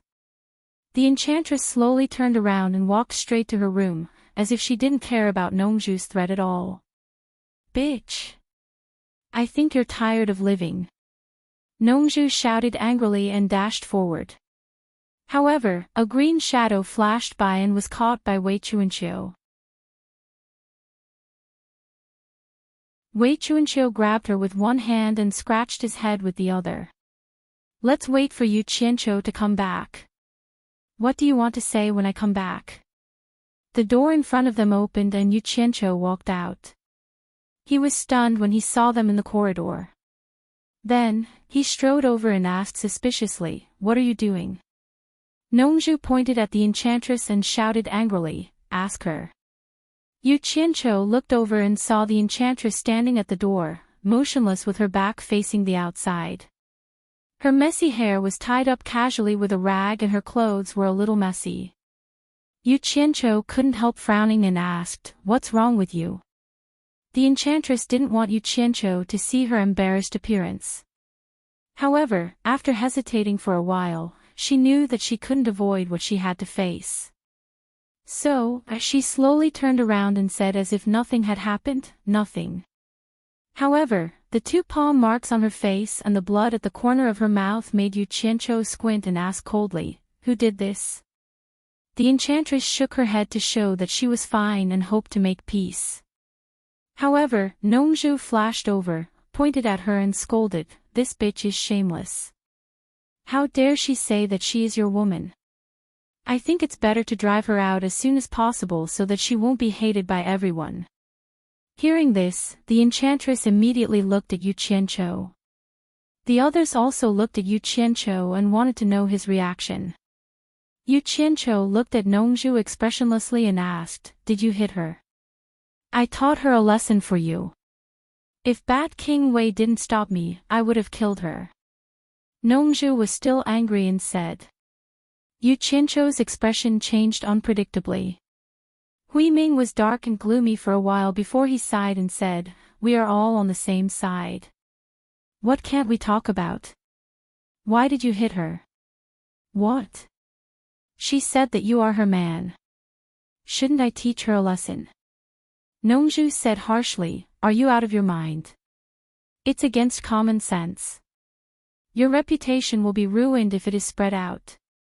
Yu Qianqiu closed his eyes and shook his head. He sighed slowly and said, "Anyway, you shouldn't have hit her." The enchantress, who had always been seductive and confident, quietly turned her head to one side after hearing this. In fact, there were tears in her eyes. She really didn't ask for much. "From what you said, is there really something going on between you two?"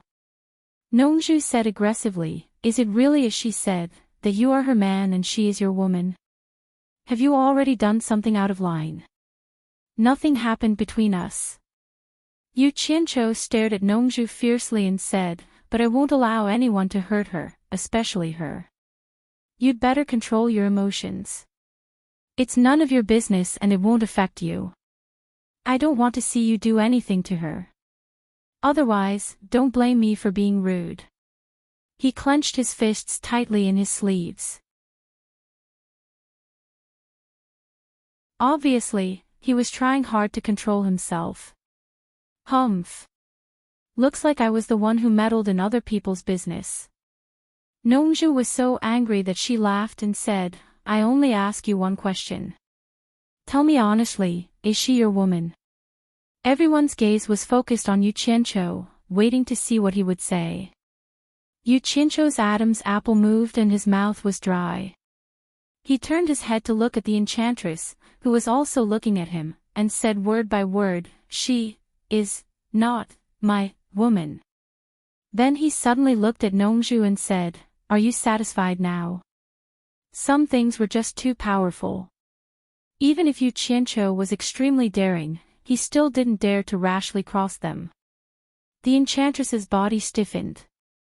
She bit her lips hard, and fresh blood came out from the corner of her mouth. Ever since she made up her mind in the bamboo house, she knew what kind of price she would have to pay. Perhaps it would be a heavy price that she could not bear. Even though she was mentally prepared, she still felt a heart-wrenching pain in her chest when she heard Yu Qianqiu's words. Nongzhu glanced at them and sneered, "Yu Qianqiu, you should have a bottom line. Some things should never be crossed. Otherwise, you will be infamous for thousands of years. That's all I have to say. I hope you remember what you said just now." After saying that, she walked straight to the corridor and disappeared at the top of the stairs, leaving a cold snort. Wei Chuanqiu coughed twice and said nothing.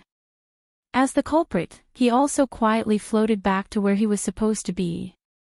Yu Qianqiu only felt that his chest was as heavy as lead, and it was hard for him to breathe. He looked at the enchantress and asked, "Are you all right?"